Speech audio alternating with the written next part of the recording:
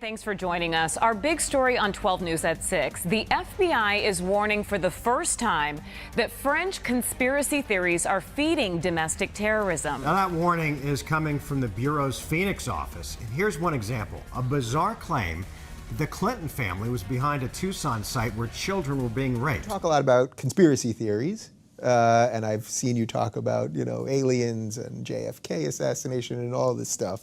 It's fun to debunk this stuff, right? It's sort of fun to think about them, whether even 9/11, thinking, at least entertaining the ideas of whatever they may be, that our government did it, or this or that, whatever it is. It's sort of fun to always entertain those ideas, but basically you come down on all this stuff that I think what Carl Sagan would say, that extraordinary claims require extraordinary evidence. People have this vision of, governments as these super powerful agents that can do anything. Mostly they're just like bureaucrats at the DMV. Right. That's what you're dealing with. Right. So in a way, it's the same thing as religion. The people that are going down the conspiracy path, they want some easy answer for an extremely complex issue that we really often have no answer for. It's like the economy is not this complex system that no one can really understand or predict. It's 12 guys living in London calling the shots, the Illuminati, and they're pulling the strings and making this happen. And so it is the same thing as religion, because that feels nice. If you could sort of wrap yourself around that's how the world actually operates. It's sort of the same thing as saying, there's a God, and I'm going to believe that because it is like a god or committee of gods or something that's pulling the strings, and it grants way more power than than anybody actually has. A lot of Canadians seem to be screaming at each other these days. In fact, a recent poll suggests over a quarter of us view people who don't vote like us as enemies. It feels like we're all being asked to pick a side, and often that's about immigration. We saw it with Brexit, and we see it with Donald Trump. And now that same debate is getting a lot louder here. But here's the thing. Part of the battle is being driven by misinformation, by fake news, but also by a web of conspiracy theories that are changing the way voters see the world. And as we saw with Brexit and Trump, you don't need much to shift the vote. It's become such an issue in our politics that this week, Elections Canada announced it will deploy misinformation teams to monitor social media during this fall's election. Maggie Haberman. Maggie, it just so happens you have a story in the Times today about the president and his love, addiction, one might say. Trafficking in. Conspiracy theories. Right. We saw going back to the campaign, and before that, beginning with birtherism, which was a blatant lie about where the president of the United States at the time, Barack Obama, was born and whether he was a citizen and therefore whether he was legitimate. We have known for a very long time that Donald Trump likes to traffic in conspiracy theories. He's now doing it from the Oval Office, which is incredibly different. He is elevating everything he says, everything that he says that isn't confirmed, everything he says that is a suspicion of his, everything that is sort of a churn in right-wing media that he then pushes back out there into the ecosystem. He is putting a stamp of legitimacy on, and the real concern for his critics and some not critics is that it is further eroding trust in institutions. So, John, you've actually written a book about this. You've written a lot about conspiracy theories. They've always been around, but now you've got them sort of in the mainstream media. You've got them sort of in the White House. What's going on? Well, conspiracy theories tend to be theories of evil and of illegitimate power. And the whole basis of the Trump presidency is the idea that there are illegitimate elites who are running the world. And so it's not surprising that Trump himself, who was at the center of the so-called birther movement 5 years ago, 10 years ago, that he would still have a fondness for this sort of thing, and he would surround himself with people who enable these kind of conspiracy theories. It's true that I wrote a book about it back in 2011, and I mentioned Trump, but never in my wildest dreams would I imagine that he would actually become the president. In that book, I described conspiracy theorists as on the margins, and I worried about them becoming more prominent. But nowhere in that book, unfortunately, did I predict that one of them would actually occupy the White House. Right, yeah. So, like, they're the New World Order, the Trilateral Commission, the Illuminati, the Freemasons. Yes. Yeah, it was all connected. This is before I knew it all led to Jews are bad. So... Wow. Being a Jew was not something I wanted to be part of. But here's what happened. So I'm with my buddy Jim, who works in D.C. He's been working in D.C. for Obama, Clinton, for a lot of presidents. He's been there like most of his life, and he's walking me around the government building. This is right when I'm in the middle of the conspiracy thing, and I just start rambling on about it, like, this is all garbage. This is a mystical space. The Washington Monument is lined up with the Capitol because it's satanic, and like, it was crazy, right? So I go on for like 10 minutes with this huge theory. My friend Jim is just looking at me, and I stop, I take a breath, and he goes, people here just aren't that organized. And I kind of nipped it in the bud. At the end of that, you go, oh, wow, I guess he's right. Princess Diana was killed by a conspiracy, and so on.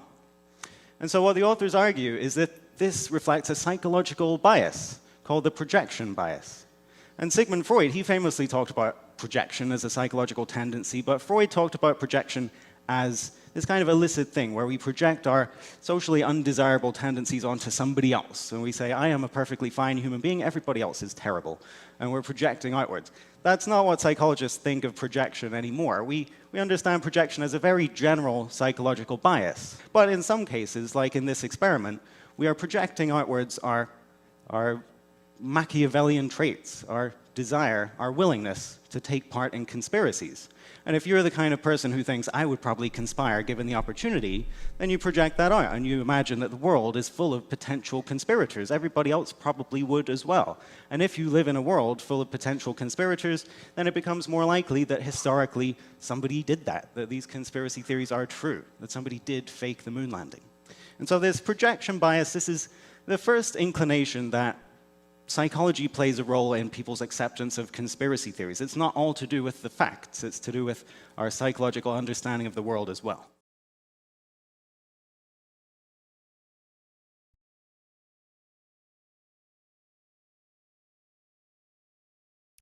Well, welcome everybody to the Truth Warrior podcast. My name is David Whitehead. I am very happy to be here with you.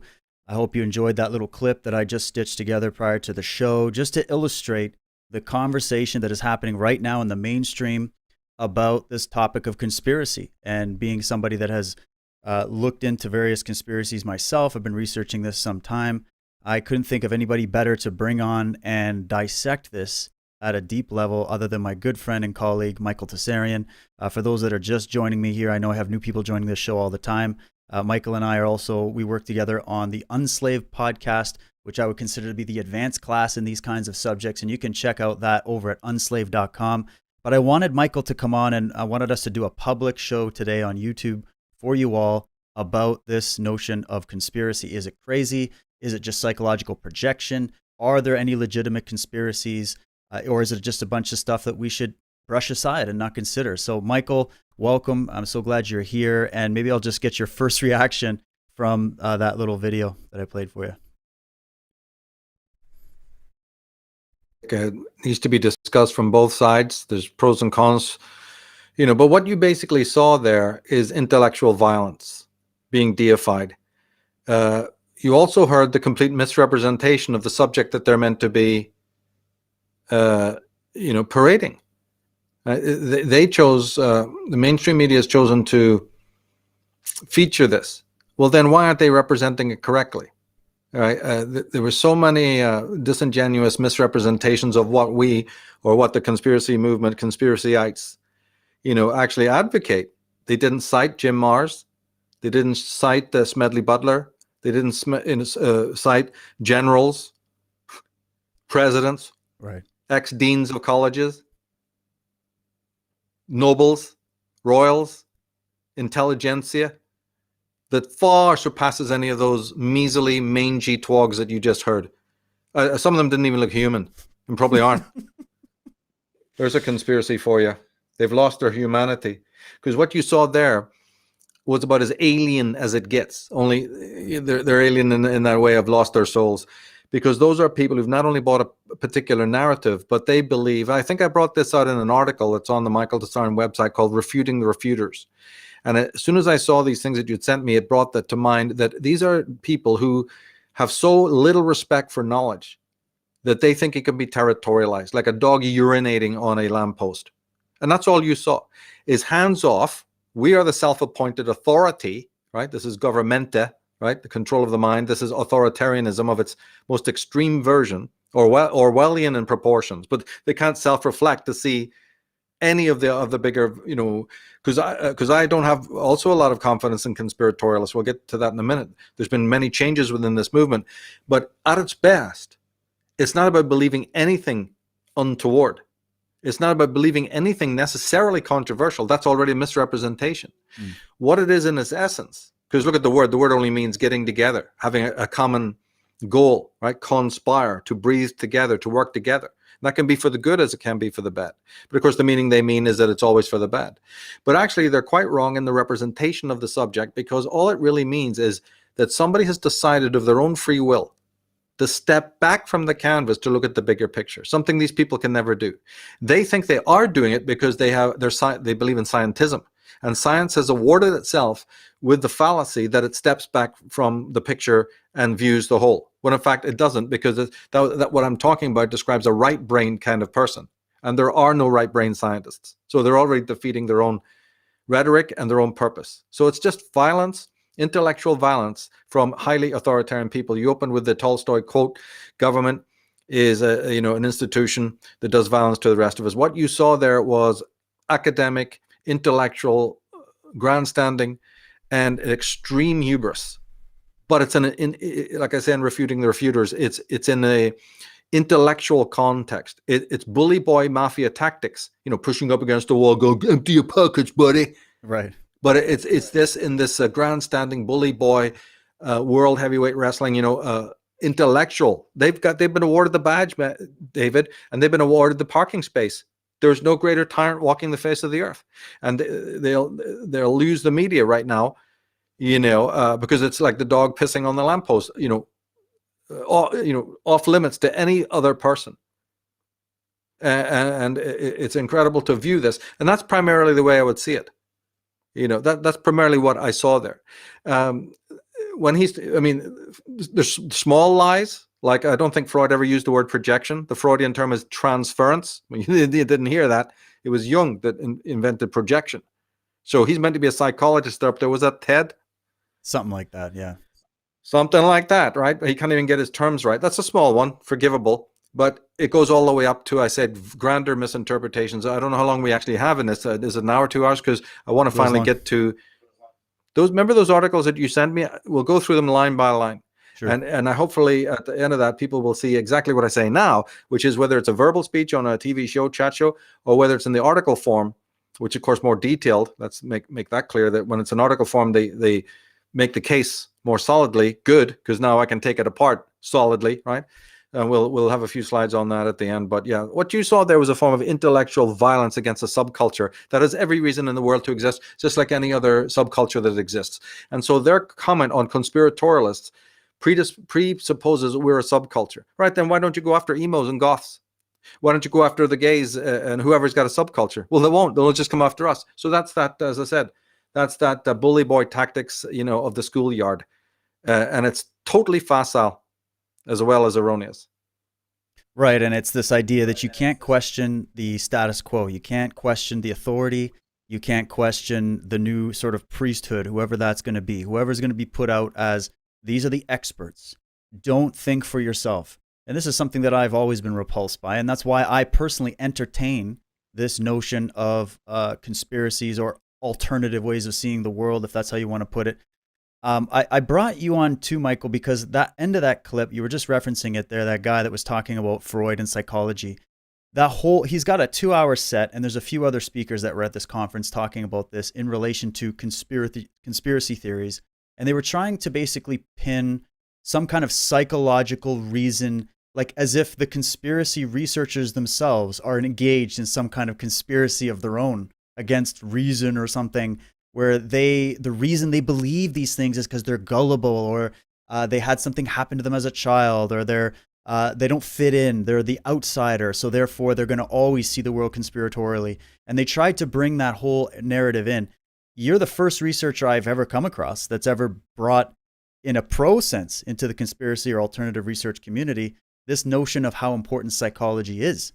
And so, in looking at, what's going on with these FBI memos and the media talking about how, we have to watch out these conspiracy theorists because they could be leading the charge in all this domestic terrorism. You know, let's forget about the real forces of terrorism in our communities, and let's go after these fringe people that are just trying to question what they are seeing.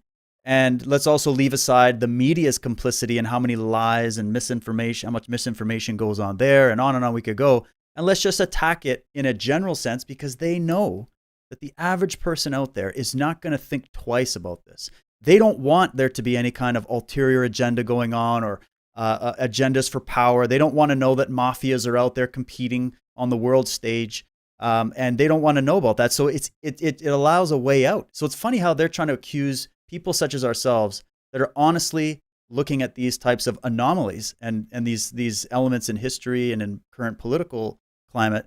They're trying to make it look like we're trying to dodge some truth that they know, whereas I actually think it's the other way around. I don't know. What do you think? 100%. And when you say that they're quoting psychology, that's you can not scrub anything to do with their comments on psychology, on conspiracy. They misrepresent psychology more than they could ever represent any other subject. Are they talking about the Thomas Zaz psychiatry, which has medicalized the entire world and pathologized all normal behavior? Are they talking from the DSM? Right. Forget the critique of a conspiracy for just a day or two. I got something more to dip into. Never let these people ever say the word psychology, because then I really get interested, because they are the people who are the least psychological. They have literally put in the struts and the foundations of an anti-psychological society, which you and I have talked about endlessly. We're doing it again right now in our Women on the Unconscious, series.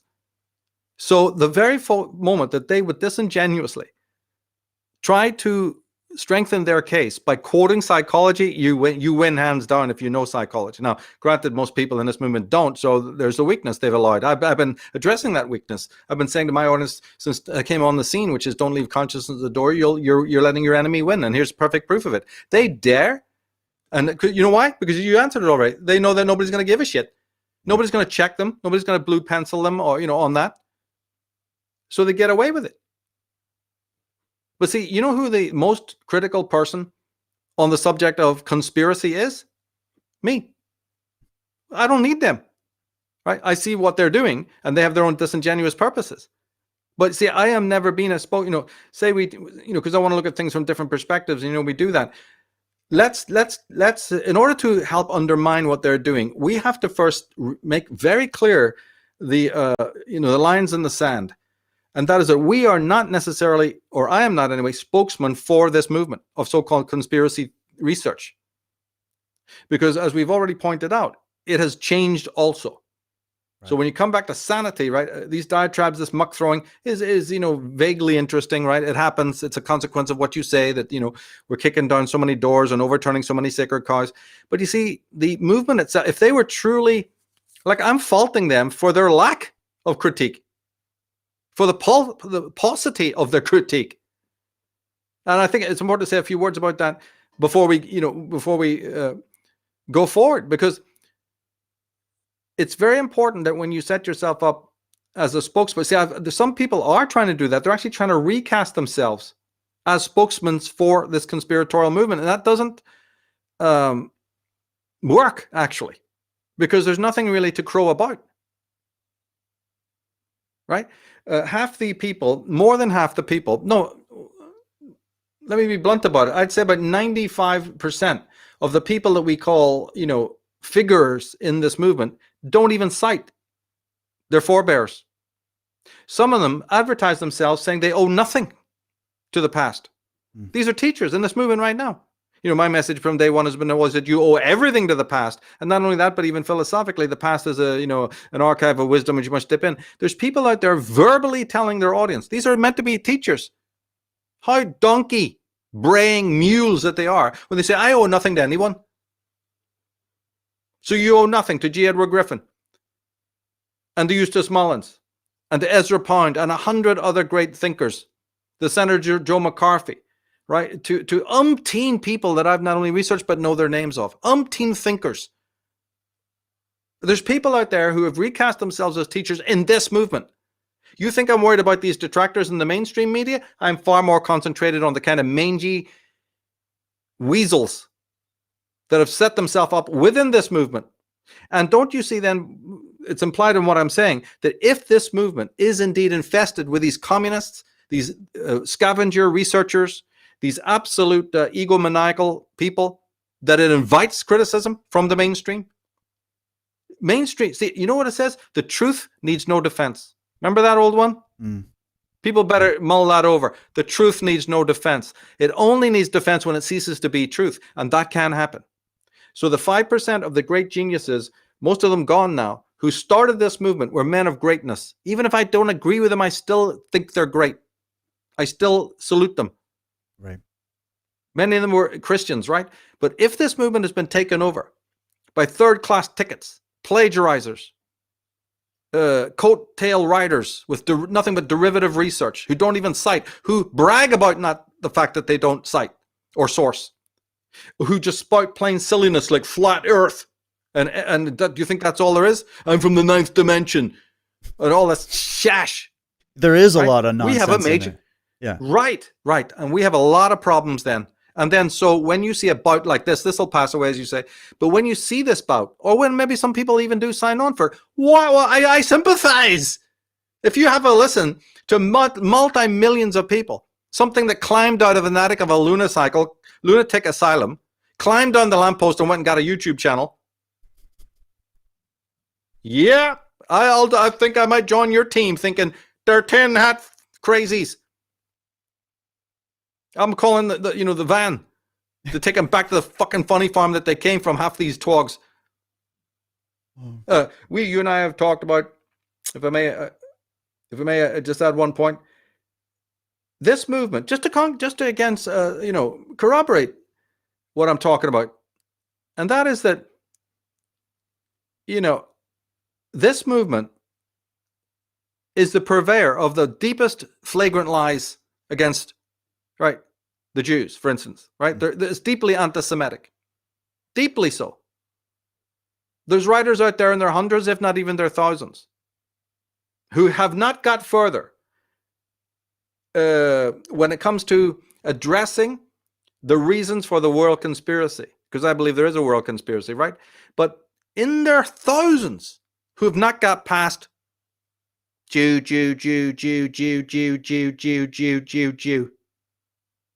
How can you have respect for that hopeless fallacy? These are people who are purveying falsity. I went into it in my Jews and Templars article.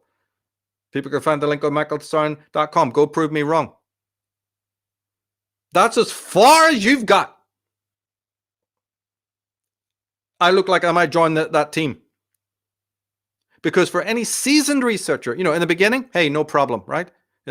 There's a case to be made about it, especially before 1948. We're not exonerating or not saying that there wasn't some sort of Jewish conspiracy. But the case for that is now so paltry and weak that only a total liar and deceiver, certainly no seasoned researcher, could go for it. And if they do, it tells me everything. Again, we're talking quality here. We're talking quality of research. Probably even equal to that is the lies that are pervaded about Georg Hegel, this Hegelian dialectic spewed forth by every so-called leader in this field. You can't come to the bottom of it. I know who originated it. I understand that it was even unintentional.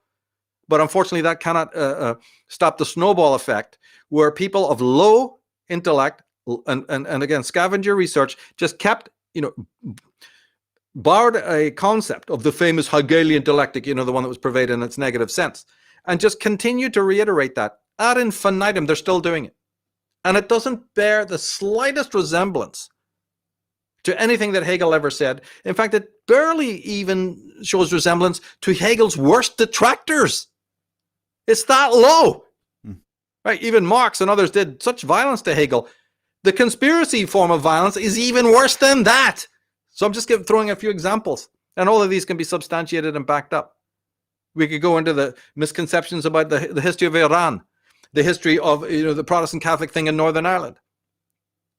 We have gone into, just to adjunct to the thing about the Jews, if anybody, how can there be a Jewish conspiracy of this magnitude when the main threat at your door right now, the real three-headed monster, demonstrable to everyone, Tommy Robinson was in jail the last time I fucking looked, is Islam. No. Excuse me. It's the rise of Islamo-communism. You know, Islamo-communism. You all know about that, right? Or did you miss it? Shitty research. Of course you fucking missed it. Of course we're one of the only people to talk about it. Of course we're the only ones addressing what's obviously demonstrable. And so I have to admit that most of the people in this movement of late are up to here, right? In their swamps of sewage, in their chronic blindness. Listening to highly paid agents of Islam and Islamo-communism. And I wish, my heart's greatest dream is I wish I could name the names. I could do it. But I'll be here for the next hour doing it. And something holds me back. The live stream might get shut down if you did, but yeah, we'll leave that for another time. But we listen to these highly paid agents. Oh, they have the power. In fact, we'll not go there, right? But knowing nothing of Jewish history, there's a thing called Jewish history. It's not shining all the way. Nobody's saying it is. There's obnoxious parts of it. Huh? No. But there's also obnoxious parts of Islamic history, which is the frightful enemy of the West that nobody is addressing. In fact, they're promoting. And so, Christian history. There's nobody gets out of this unscathed. History. No. So how can one, by rights, like I said, some of these people are actually trying to do this now, because they've been scratching around for an original idea and can't find one, so they joined the bandwagon now of defending conspiracy movement. Why? Why would you defend that crud? And in my work, I continue to prove them utterly wrong, to call them out, to remind people, genuine people, to beware of them. There is more. Dr. John Coleman, people back this up, that there's more danger, right, of being waylaid, because you open your mind, and there's agent provocateurs lying in wait. They are the ones who you can kind of tell, because on the web, on the internet and social media, they get extremely popular, right? But they can be just as much a fraud, just as much a threat. And they frequent this conspiracy movement, and they're now able to make greater use of social media. So there's some things that these critics, we'll get to them in a minute, but I just wanted to throw them a couple of stars, because there's some things that they're saying actually have the ring of truth, even though they're doing it in a, scoffing manner. But the good news is that if you're a true researcher into the conspiracy movement, you'll know what I'm saying, and you'll find it quite easy to contradict, these types of weasels that have recast themselves as teachers in this field. They're really children of the internet, and their research is paper thin and very, very derivative. And of course, they will not find themselves shadow banned for the most part.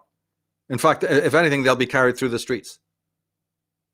So this thing that you've sent me, and these incredible shots that you got there, these clips, just reminded me to say in the loudest possible voice, that I do not serve the masses.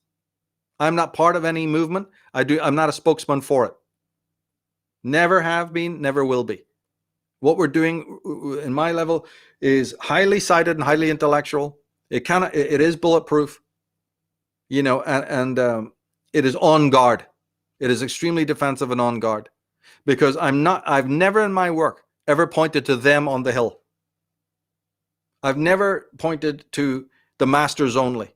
I'm very interested, more interested since Architects of Control, and even before that, to point out what is it that the slave is doing to bring these kinds of overlords about. What is he signing on for? What is it he doesn't want to face about himself? And we don't want to talk about it here, but that's just, again, an overview, right?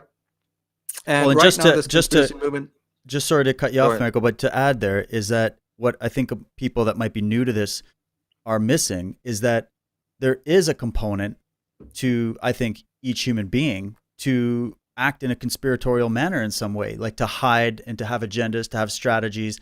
If we can accept that there is a psychological component to this, even in our own individual lives, that create master-slave dynamics within our own social groups, within our family, within the places that we work, we create master-slave relationships all over the place. And that's why when you brought that bombshell into this whole movement, if that's what we're going to call it, of saying that, hey, this isn't just about pointing fingers up the hill at these overlords. I mean, they exist. There's this hidden hand of control, and there's always competing agendas, and there's evil in the world. That's the thing that we have to understand. There is evil in the world. Hate to break it to you. But the thing is what you asked was, well, and why do we put up with it? Why do we keep voting in Mao Zedongs and Adolf Hitlers and all these people? Why do we keep signing on for it? Not just in the political sense, but just in your everyday relationships. That's a huge component to this. So that's why when I heard that one guy talking about it from that angle of why people are attracted to maybe like, oh, reptilian monsters and all this shit, fine, I get it, and I understand that. But then they always throw into that basket, oh, and then anything about the Illuminati and then history or the Vatican or like he was referencing, the Washington State, the alignments, David Oveson's stuff. And they start putting all this stuff into one basket, and then it just disintegrates. And now everybody walks away and goes, oh, yeah, see, there's no evil in the world. There's nothing to worry about. Back to, just forgetting that I'm alive and waiting to be dead. You know what I mean? Yes, and remember, some of the people that they're not mentioning to you, they don't mention the names, are much more academic credentialed than they are. And we'll probably have to, really unpack that a little bit later in the conversation, But the main thing is that if this movement, the way I looked at it when I saw these things today is that if we don't weed out, or have at the very least the discernment, right, to see what is fallacious and what even might be worse. I mean, this movement has had its own share of even child molesters right here. See, I can't. I've been involved in this movement for 30 years, and I've said barely nothing.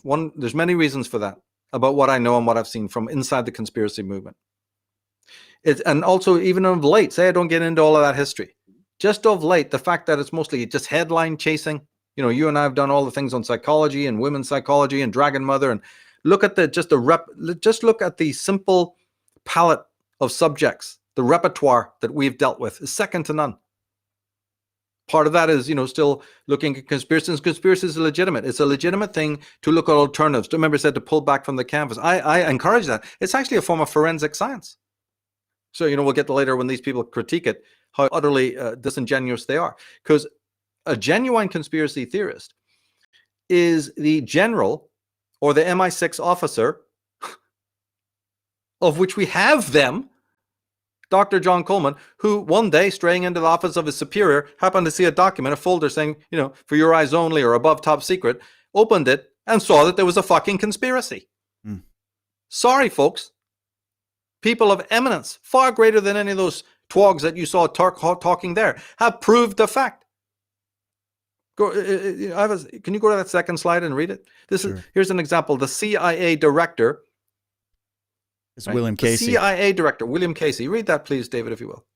He says, we'll know our disinformation program is complete when everything the American public believes is false. There's no conspiracy, David. Go to the next one, please. Right. Oh, Mr. David Rockefeller himself. He says, we are on the verge of a global transformation. All we need is the right major crisis, and the nations will accept, wait for it, the New World Order. So David Rockefeller was a New World Order conspiracy theorist here. Go to the next one. Woodrow Wilson, 1913. Our system is concentrated in the hands of a few men. We have come to be one of the worst ruled, one of the most completely controlled and dominated governments in the world. No longer a government of free opinion, no longer a government by conviction and vote of the majority, but a government by the opinion and duress of small groups of dominant men. And he should know he was one of them. And from Carol Quigley. See, when I talk about people of seniority, I mean also, I should stress it, there is no more senior to get. The sources I deal with are the highest in the land. You don't get any higher. You don't get more experienced. And these quotes are multipliable. Right? You can't come to the end of it. We have top people from the senior corporations telling government officials, I can't remember exactly now, but I think it was the Gates Commission, when the officials from that commission went out to study, the fraud of the major corporations, and the fact that they were backed by communism. The leaders of that commission, I can put the links below later on for people who want to be more specific, were actually told, right, that these are state-appointed officials, were told that we mold public opinion. The people mold themselves with perfect docility to our molding hands. People at the highest, levels of the police and these investigative, committees were having meltdowns. Right, they were having nervous breakdowns listening to these members of these Rockefeller boards as they told them. David Rockefeller, you just read from him, he also had a public speech in which he thanked the press for keeping their conspiracy secret, from bamboozling the people. Those kinds of quotes go on and on ad infinitum. Go to the next one. Edward Bernays, the conscious and intelligent manipulation of the organized habits and opinions of the masses is an important element in democratic society. Those who manipulate this unseen mechanism of society constitute an invisible government, which is the true ruling power of our country. So there is someone, right, referring once again, just like the other ones you just read, and there's only 4 bloody comments, 4 quotes, referencing the fact that there is in existence an elite group. And Bernays is from advertising, psychology. The other ones are presidents, and you could go on, generals. So it's quite a wide variety of different people commenting on this, right? So it's not just from one area. But the basic meme is, and you get it in many movies as well, by top producers and the wealthiest men in Hollywood admitting all of this, that there is an elite group actively engaged in mind and behavior control and manipulation. So you're not taking on Michael Tsarion and David Whitehead and a few other people that you can pillory. The truth needs no defense. It comes from the highest there is, from ministers of czars. I've got quotes from, right? Ministers of czars, top presidents, even people deeply embedded in the conspiracy. But then they have in their memoirs, or in their deathbed, they recant. William the Conqueror did it in the 11th century. It can happen. And we have to then, what I do is collate their works and then present those works with no agenda whatsoever, so that somebody can just dispassionately make up their own mind. But that's what they hate. They hate that. See, they used to be dealing with an illiterate population for centuries.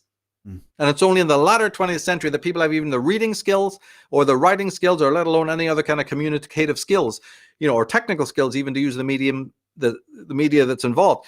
They are up against that now. They've always been smarting about it. And I've mentioned that in all my works, like Architects of Control, from the beginning. So this is just a natural blowback. Do you know something else? It's not even blowback against the subject matter of conspiracy. If you listen back to all of that stuff, they're barely really ever representing the subject matter. They make a few anecdotes, but of course they make the ones of the most lampoonable and bizarre, right? Mostly just to make, again, to lambast their enemy, their rivals. But that's understandable. Of course they do that. But they're really actually not talking about conspiracy content. They're talking about the word conspiracy. Most of that blowback is rhetorical. You don't hear it first because it's covered up. They're against the very word being used. And how they defend against this word that's come into our lexicon is to counter it with a whole other set of talismanic words. You heard several of them there. Terrorism, threat. What was that other one? Trafficking. Trump is trafficking in it. Right. Is he really? Is he really? Oh, my God, arrest him immediately. Where's the butterfly fucking nets? But the word, as I said, only means it's working in unison. And even a retard,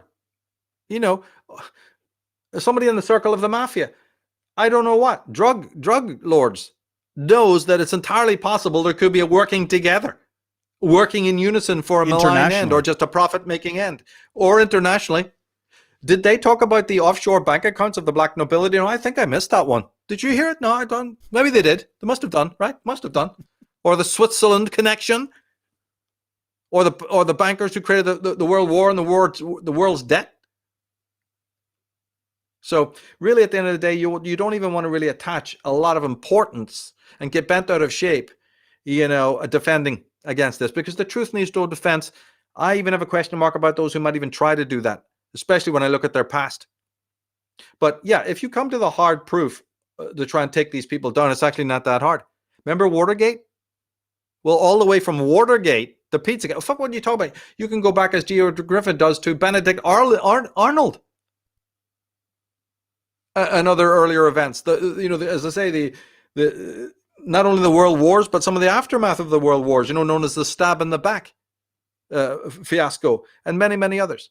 But you do have up-to-date versions of it. Pizzagate. You have the creation of the Federal Reserve. How can anybody think that the foundation of the Federal Reserve had any resemblance to democratic procedure?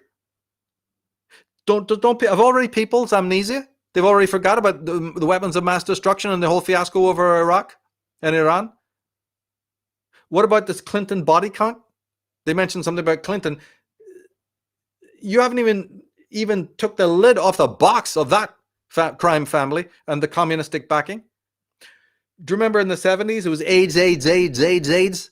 Right. Yeah. And the conspiracy movement chimed in. Yeah, the conspiracy movement chimed in with its theory that it was a man-made disease. No, the creator of it chimed in and said, I made it. There's no conspiracy in the world. When Dr. whatever, I can't remember his name right now, Strecker, I think his name was, Robert Strecker, that's right, and others in his team, said, these are the people in the laboratory, one-to-one, he said it, his lips did move, saying it was a conspiracy to wipe out the human race. There's no conspiracy. NAFTA has been whistleblown from people within. See, like I told you, I don't really deal with conspiracy people. People within. 9/11 is the same story. Think about the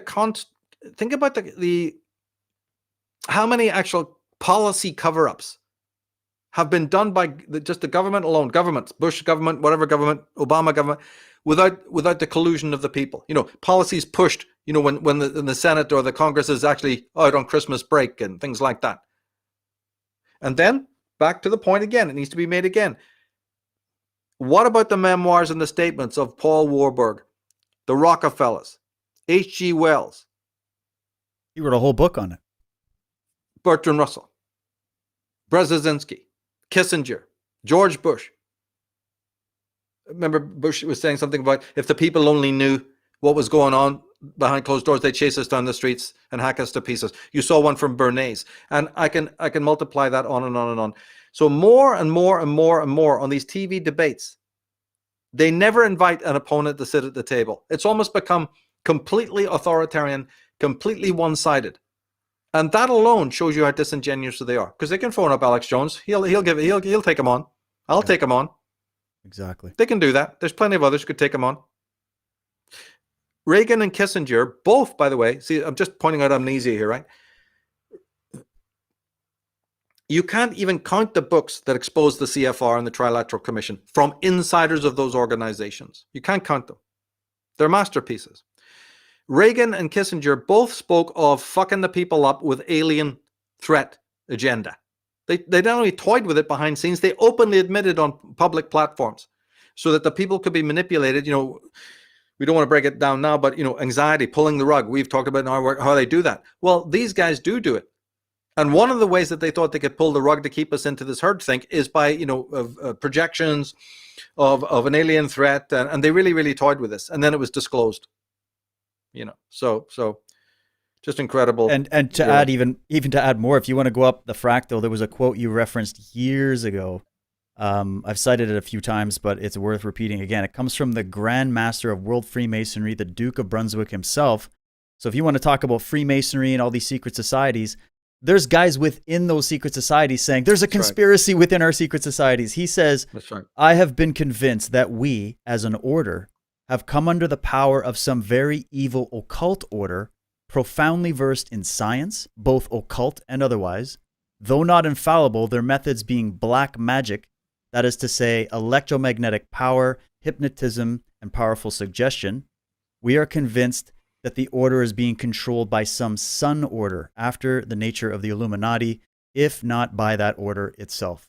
So when they go, oh, we would pull out the trilateral and the Illuminati and all this stuff. Well, are you going to go chase down the Duke of Brunswick from the 1700s and call him a tinfoil hat wearing guy? And many others.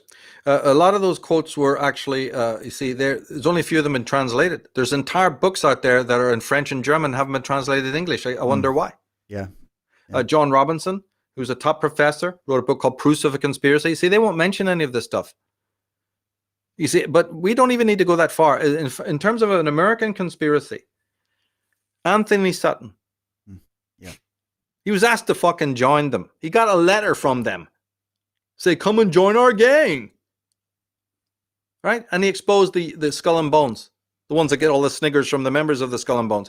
So when I talk about Knights Templar, Freemasons, Illuminati, just like you said, why would I want to cite the works of their agents who say they don't exist? Surely a researcher of some credibility must already know how to tell what's written by their agents and what isn't. Right? Now, I don't know if you can teach that to people. Maybe you can't. I've never tried. But it's certainly discerning. So your quote, your statement at the beginning that they're talking to airheads. Then my extra, adjunct to that, which is most of the people in the conspiracy movement are airheads. Why not? Go right ahead. Debunk it. Maybe a lot of people will believe it. We have weakened our movement. The people have crawled into it. And they also use this old ad hoc attack. But they never, in all of this hot air, ever tell you what the Illuminati really is. Right? And once you understood that it's connected to the Jesuits and the papacy, well, then, the doors are kicked open and you make your point. But they'll never, and when it comes to that part, there are senior ex-Jesuits like Father Alberto and Father Chiniquet and many others I could mention, Malachi Martin, who confirm it. And they're from within. They're from the highest aspect. But remember, you and I have talked endlessly about the fact that it seems that when a fictional rendering of the very things we're talking about is made, like a Da Vinci Code, love it or hate it or whatever, right? Or a National Treasure, everybody sucks it and goes, that's brilliant. I love that. I can't stop thinking about it. Because it's a movie. Yeah, right. Because there's already this dissociation within that these people, the ones who are, on that show and shows like it, the people in the media, they already know that man is dissociated. They already know that he's got this, left hemisphere and right hemisphere. And so when you present something, as they've been doing for centuries, Brotherhood of the Bell, other programs, when it's fictionalized, they also use that methodology. And I can prove it because they do. But on the other side, when the truth is also being spoken, there's a resistance from us. So Freud was wrong, right? Yeah. But the ego is resisting truth. So anybody who is serving the truth knows this.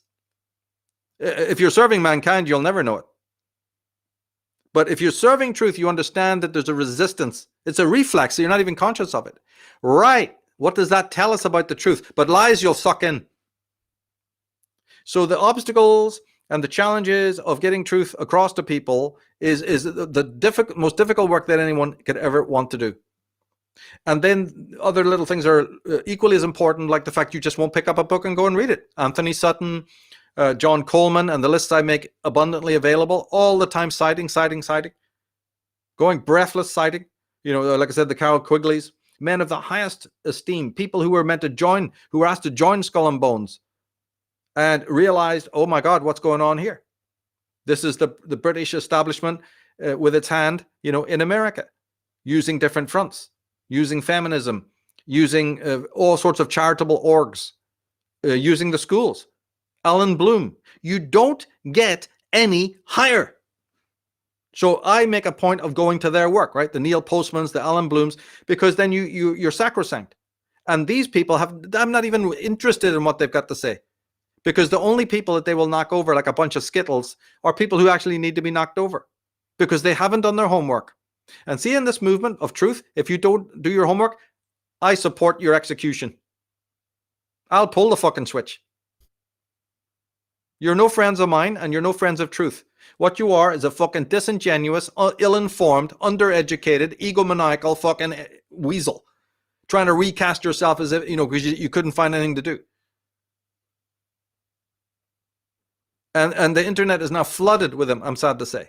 So the fight goes on, not just against these people, these detractors, in the mainstream. The fight I'm not going to say it again, you see, we spent too much time on that already. is with people who should not be in this movement, purveying the work that they do. And people can be as offended by that as they like. It doesn't matter. But if you go to the next slide, we'll change tack and look at something vitally important in a more constructive way. Could you read that? It's from the great sociologist, George Simmel. George Simmel says, the educated person is someone who knows how to find out what he does not know.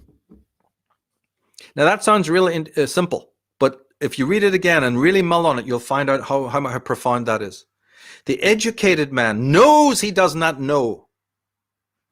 Because we're going to do here what those detractors, would never do. They sprout a lot of science and sociology and factoids, right? They don't mean anything. A definition of a conspiracy theorist, the 5% of the ones that remain who are absolutely certain and loyal and true, is that they have understood that they know nothing. Well, Socrates said that, just in case you missed it.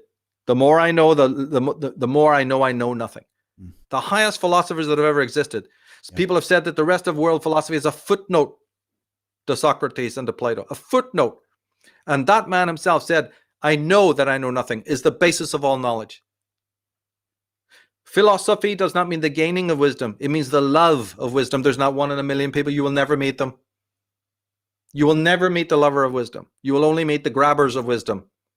The ones who are basking in the power and the glory that wisdom might bring them if they could get hold of it, or at least knowledge. Those you'll meet in the millions. But the lover of Sophia, right? The lover of wisdom, that is the rarest thing on earth and always will be, always has been. So that quote tells you something incredible. And that is, you're already an outsider and you're already claimed your own ground. You already have separated yourself because you must pull back from the canvas in order to even start this process. Not only to know that I don't know, that's quite a step for most people, but then to say, how do I go about getting it? How do I go about finding out? And then that is a process, right? A very specific process of how you do that. And believe me, that will now divide sheep from goats, because in that journey, you will never get to where you need to get unless you also love that process. And you also love the men and women who've gone before you, who can now nourish you with that wisdom. This movement is now crowded with people who have no concern about that. They're just scavengers, they're just looters, and so on. But again, coming back to more of the positive.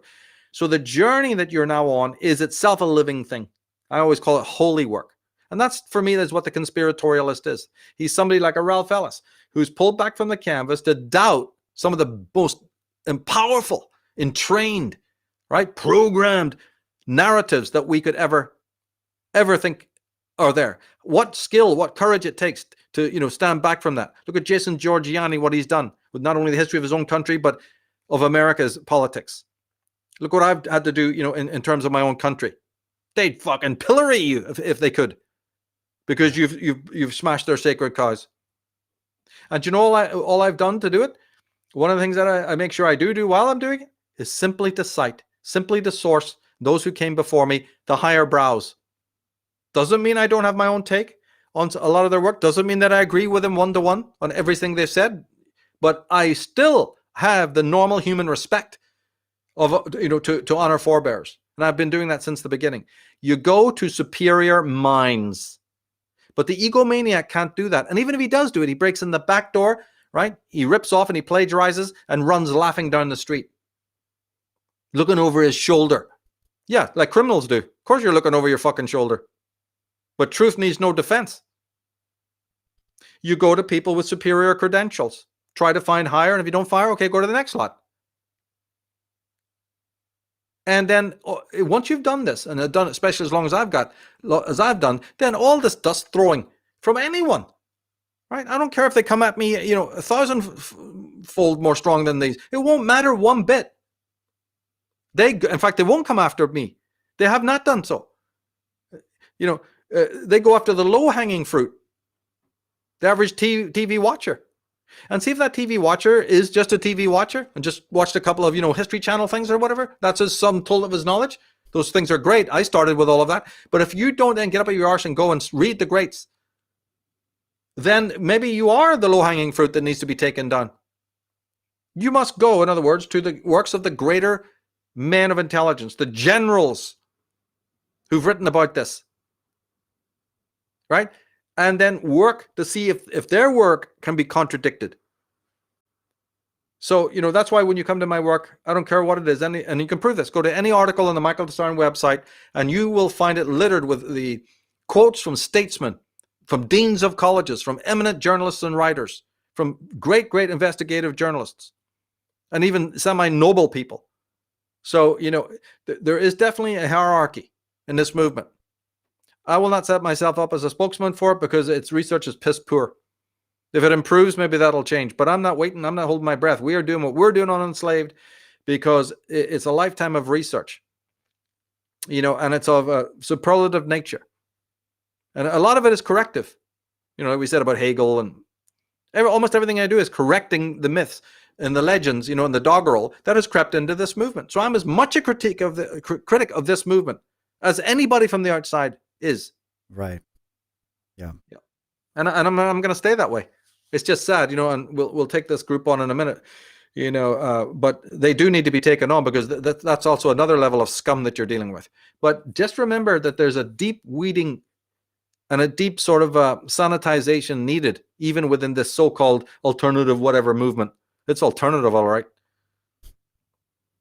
Yeah, I couldn't agree more. That's what I always look at this as, is for me, this has been the ultimate personal development process. It's the same to me as what I do in the martial art world, where you're constantly confronting yourself. You're confronting your own biases. You're confronting the way you see the world, the way you see yourself.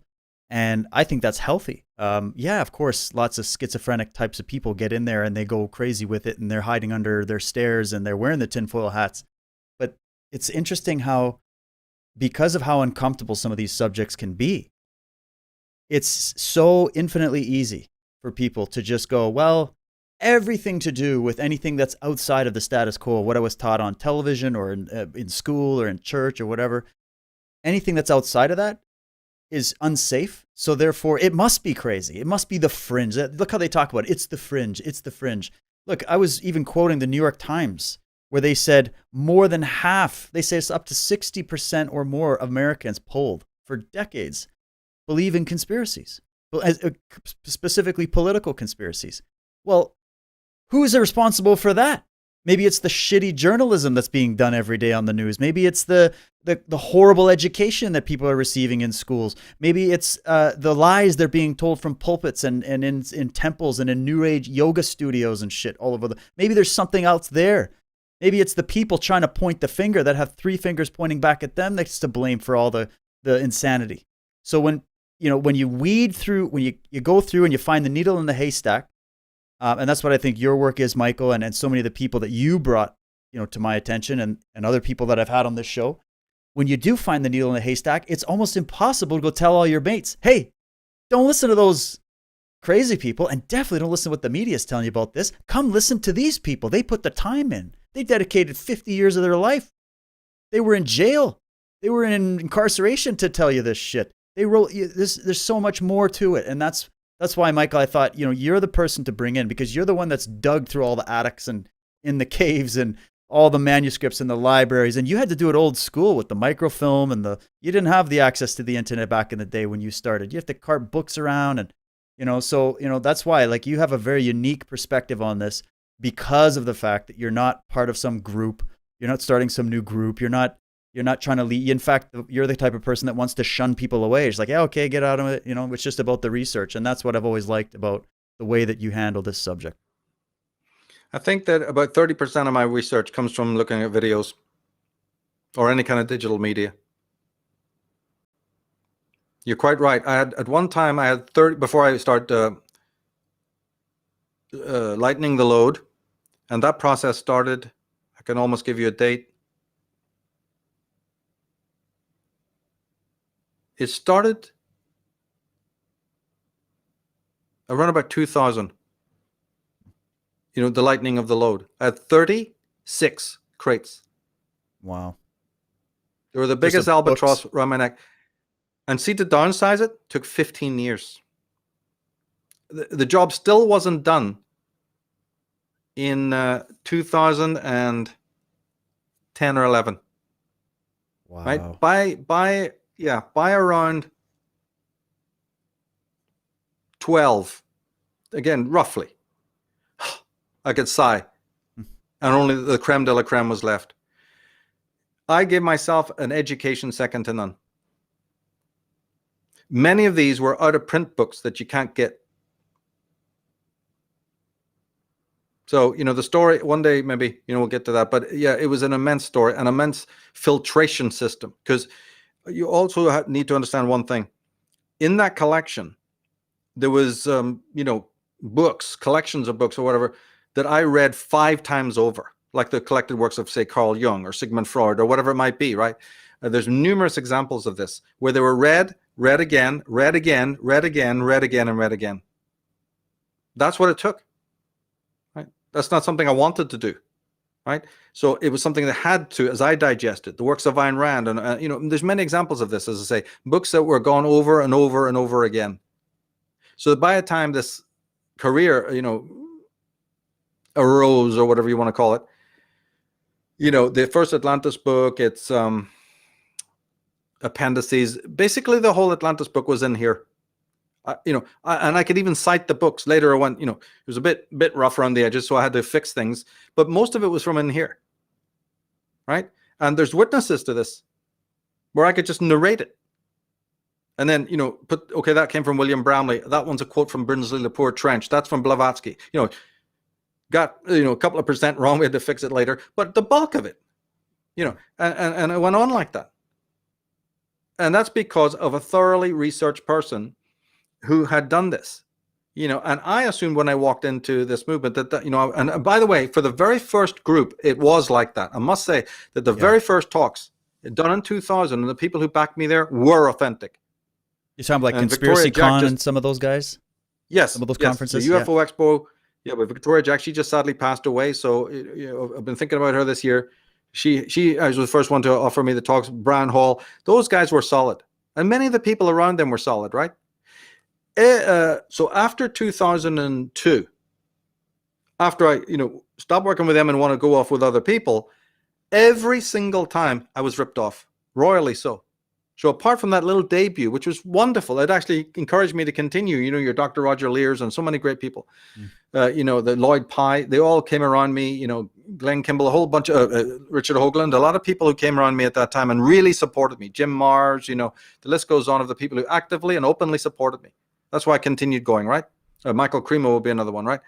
So the thing is that then what happened right after that, I think the gigs that I got directly after that, I was ripped off until I stopped doing it around 2011. And even that one was a rip-off. And the one before in 2010. And the one before and the one before and the one before. So I am the deepest critic of these fucking people, right? And I wish to God I could say more, but I just can't, because the time and the energy has been taken up in producing the work, which to me had overarching. So no matter what my Irish said to go, take it on, I couldn't. And to this very day, I can't. But the good side of it is, by just holding back on that, I've been able to produce superlative works, and I have to just put my faith in that.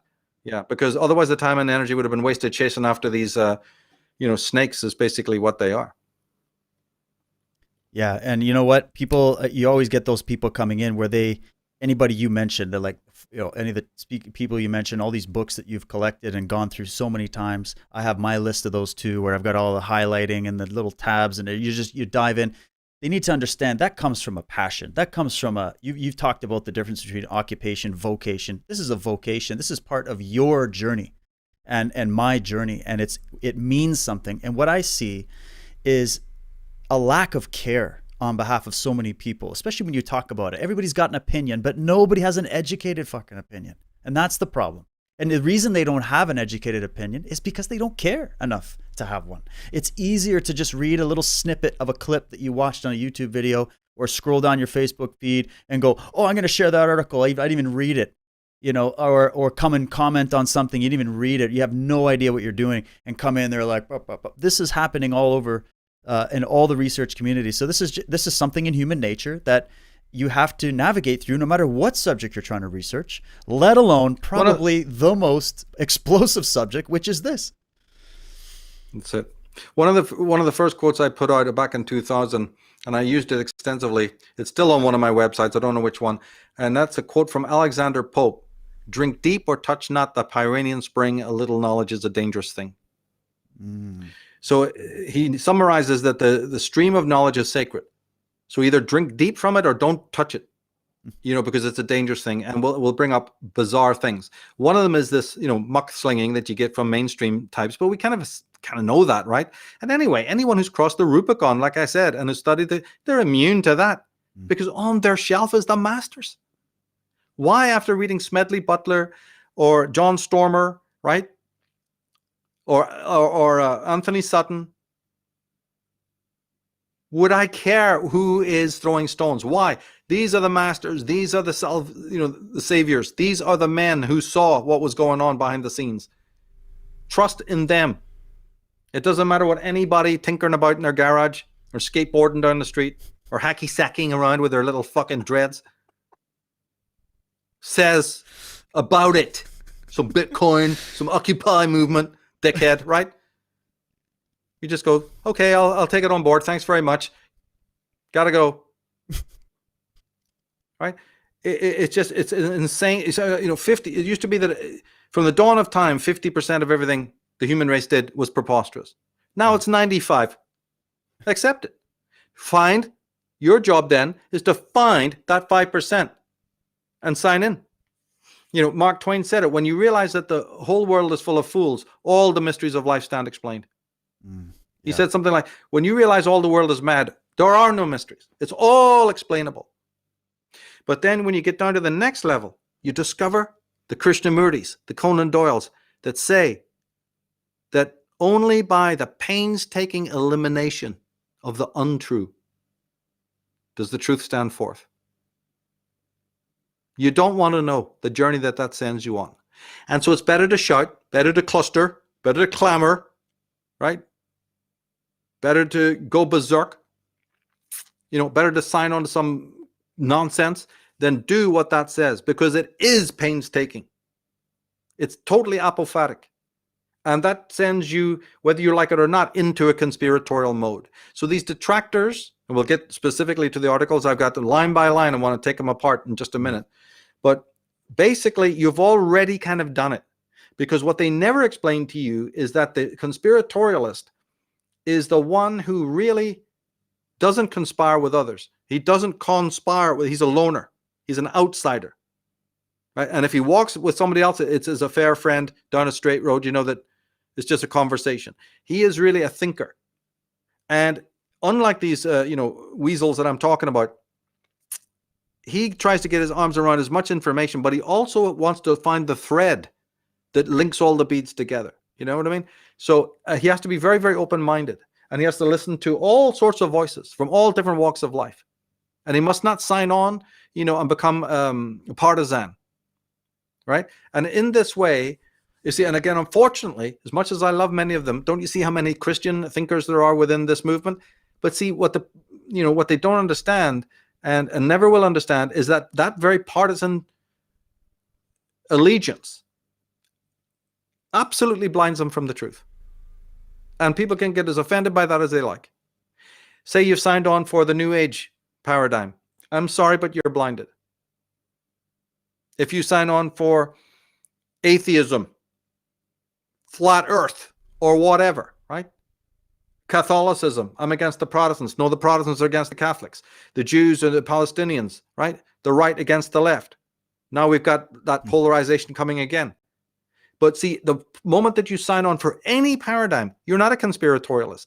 So again, they can shoot all the bullets, these detractors. Who are they hitting, actually? Who are they after? They're not after you.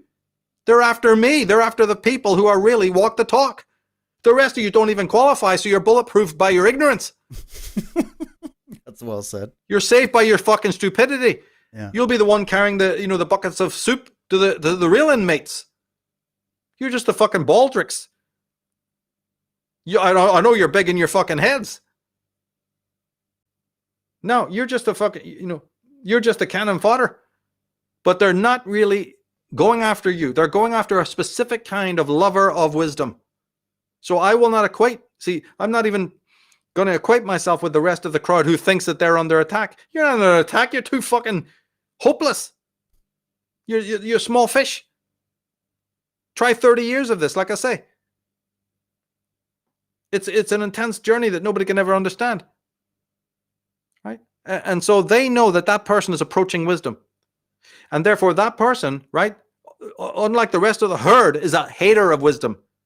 All the world that you look around, you'll understand in one way, they're misophists. They hate wisdom. Anybody ever heard that? Anyone tell you that before?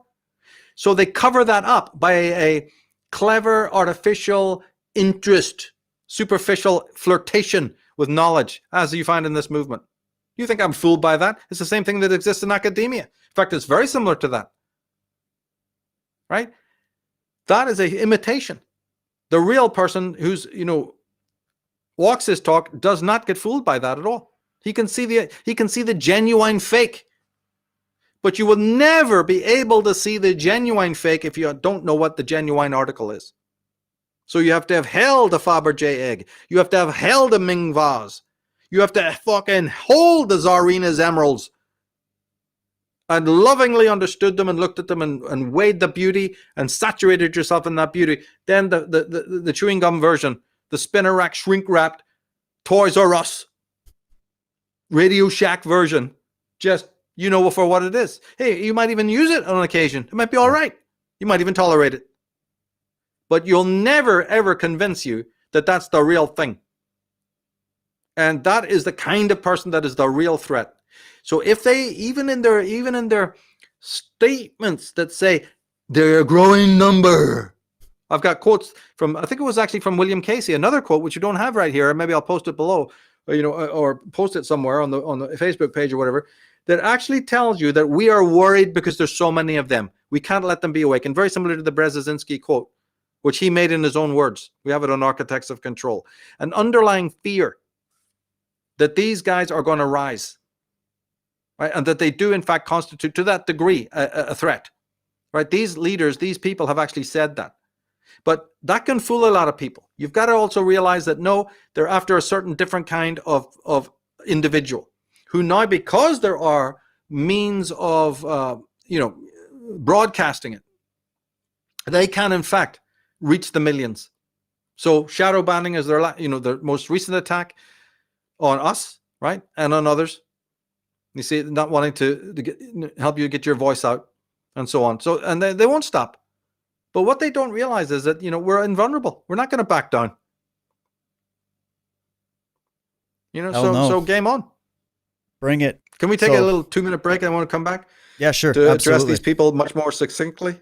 Absolutely. Take a break. Okay, good, man. All right, be right back. Cool. Wow, what an opener. And guys, we're just getting warmed up. We're going to keep this stream going. As Michael said, I think he gave me a slideshow. We still have 10 more slides. Plus, we're going to be going through a whole bunch of the actual content in the articles. And I did put the articles, if you followed this link on my Way the Truth Warrior Facebook page, I did put the articles there, just a couple of them that we're going to address. These are some recent articles, talking about this whole FBI document, about how they're putting conspiracy theorists on the radar because they're worried about domestic terrorism. And then obviously they've had psychologists come in from Harvard now to comment on the psychology of the average conspiracy theorist. And so we're going to go through and dissect that. But really happy to see everybody here, man. The chat is hopping.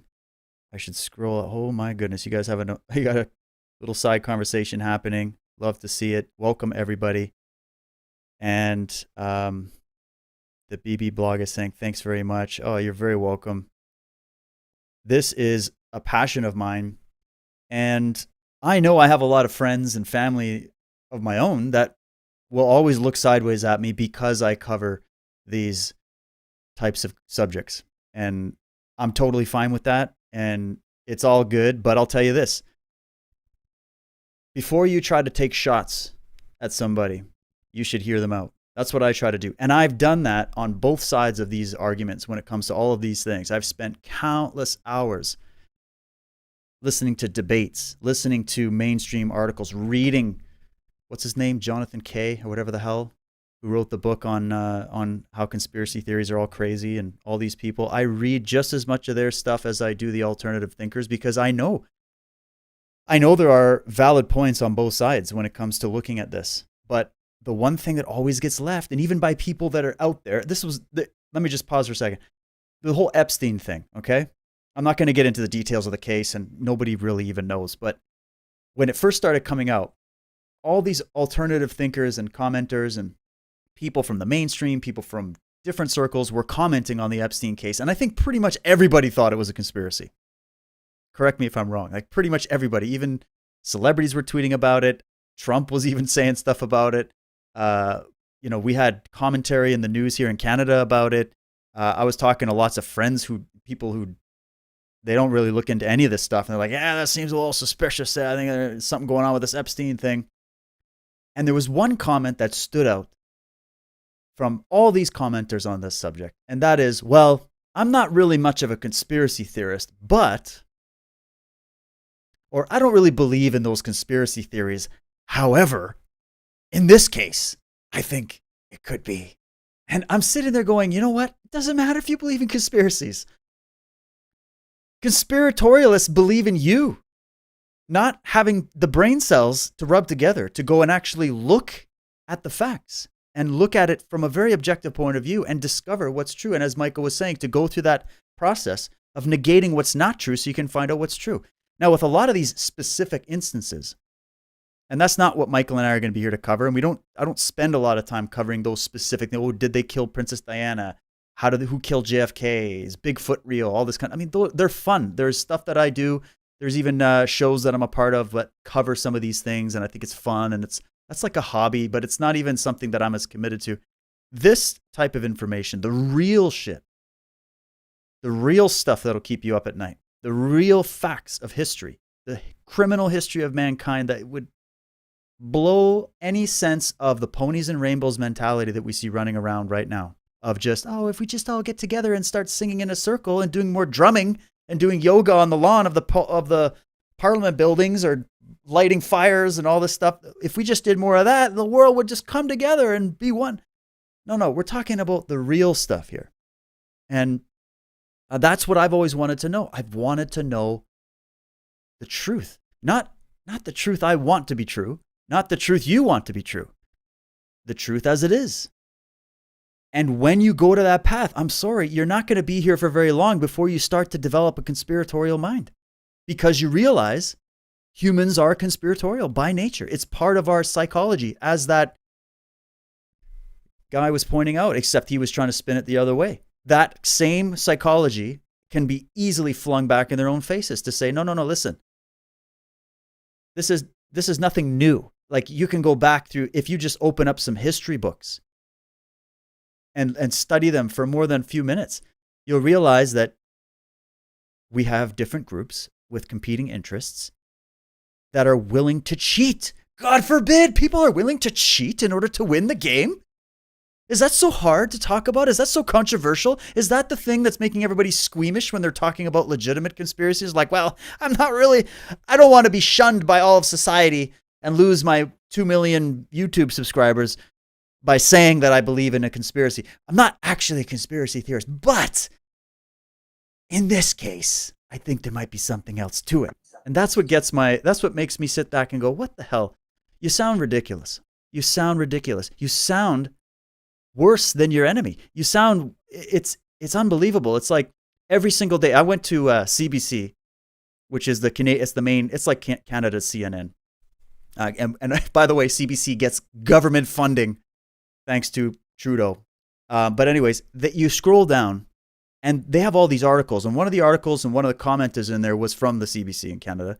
And they were, trying to debunk conspiracy theorists. Conspiracy theorists are crazy and they're domestic terrorists and they're a threat and all this kind of stuff. But then every second article, if you put in conspiracy on the CBC website, you'll see, father charged with conspiracy against his son or something. And or this person, conspiracy of fraud. They'll put up, this big pharmaceutical company was caught conspiring to commit fraud and put known, what was it? They were putting all kinds of fentanyl in their products and selling them knowingly all over the place. They were tried by a court of law and found guilty of conspiracy.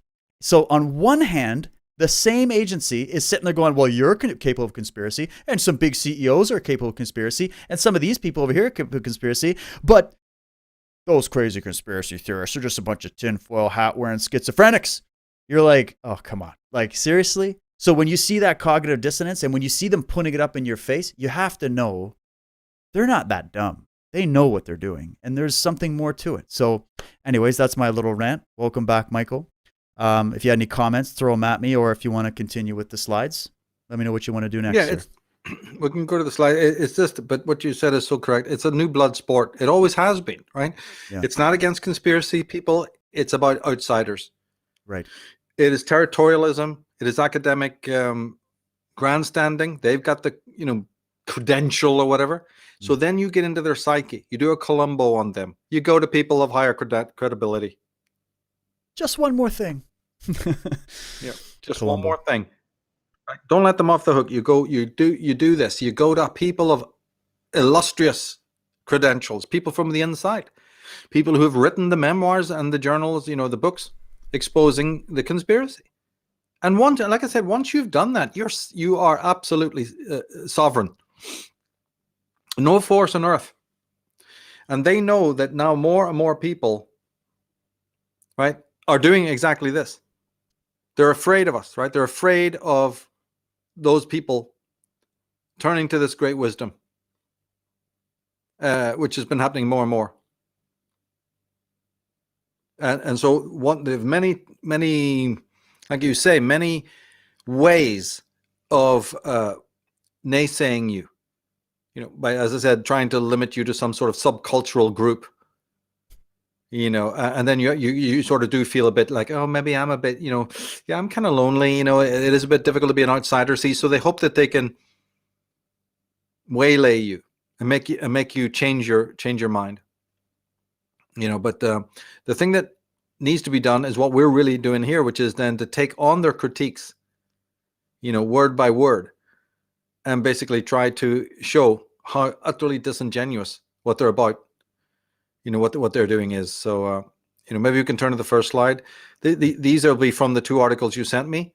And if you post those articles below, then people will be really easy for them to follow. You're talking about this one here? Into. Just read that. Yeah, is that the... Yeah, that's the one.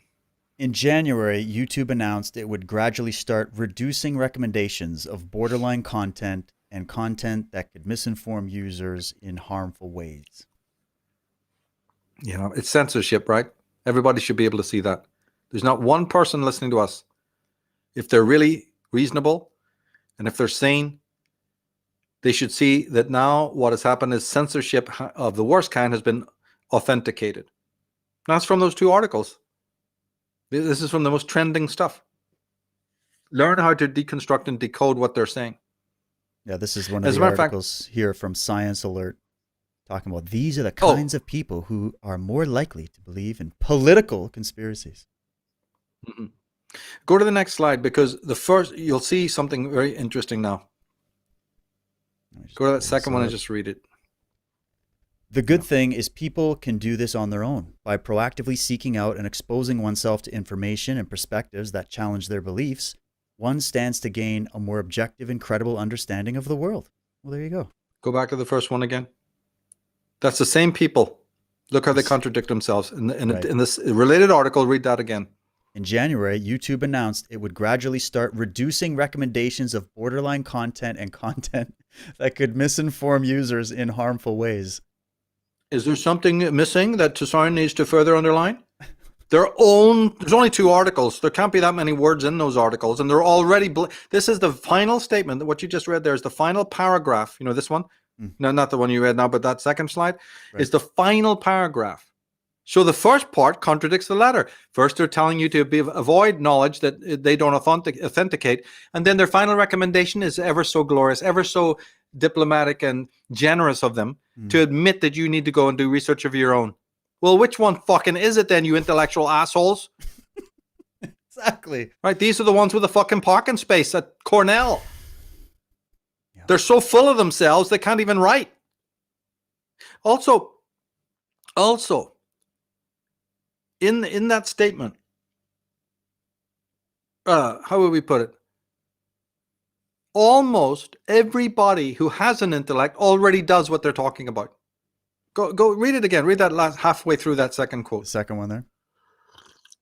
The good thing is people can do this on their own by proactively seeking out and exposing oneself to information and perspectives that challenges their beliefs. Yeah. One stands to gain a more objective view of the world. Right. They have to instruct you. Don't put the cat in the microwave.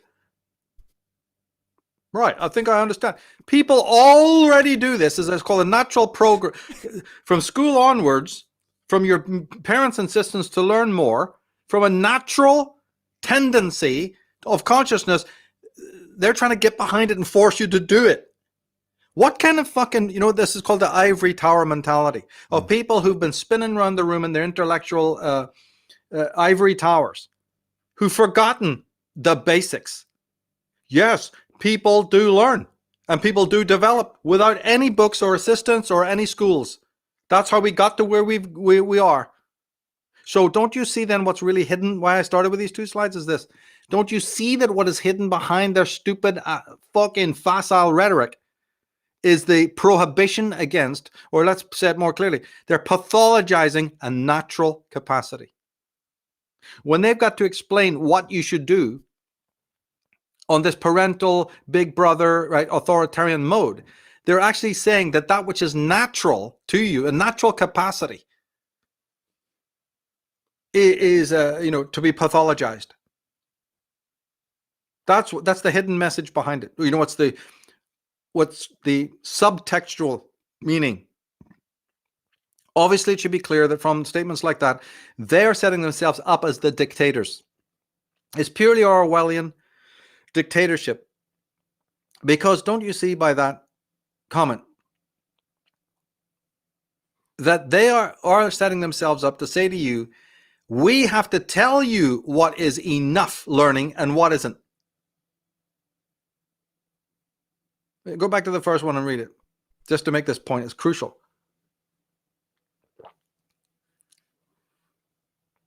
YouTube announced it would gradually start reducing recommendations of borderline content and content that could misinform users in harmful ways. So who is setting themselves up as the authority to know what will harm you in ways and what won't? Yes, that's it. That's it. I'll tell you who. The authority is doing it. There's only one rule. Obey the rules. There's only one ring to rule them all. The criminal determines the type of investigation you're going to do to uncover him. Exactly. It's like saying, and one of them actually waxed lyrical about psychology, right? The guy on the TED who couldn't even get his terms right. This guy's using this word, throwing this word at psychology, right? But the same thing applies. Where is the authenticated psychological technique to show whose mind is grasping reality and whose isn't? And who is employing that? Right, some behaviorist? These people signed on for behaviors for the best part of 50 years. A thing that is so bogus that a retard could see through it. These are the same people. They're authenticating neuroscience and quantum science. These are the same detractors who are now telling you that they've got some psychological means or technique. I'd like to know what it is. Yes, I'll tell you what it is. The one the criminal favors to substantiate their narrative. Of course, why could I be so dumb as not to realize?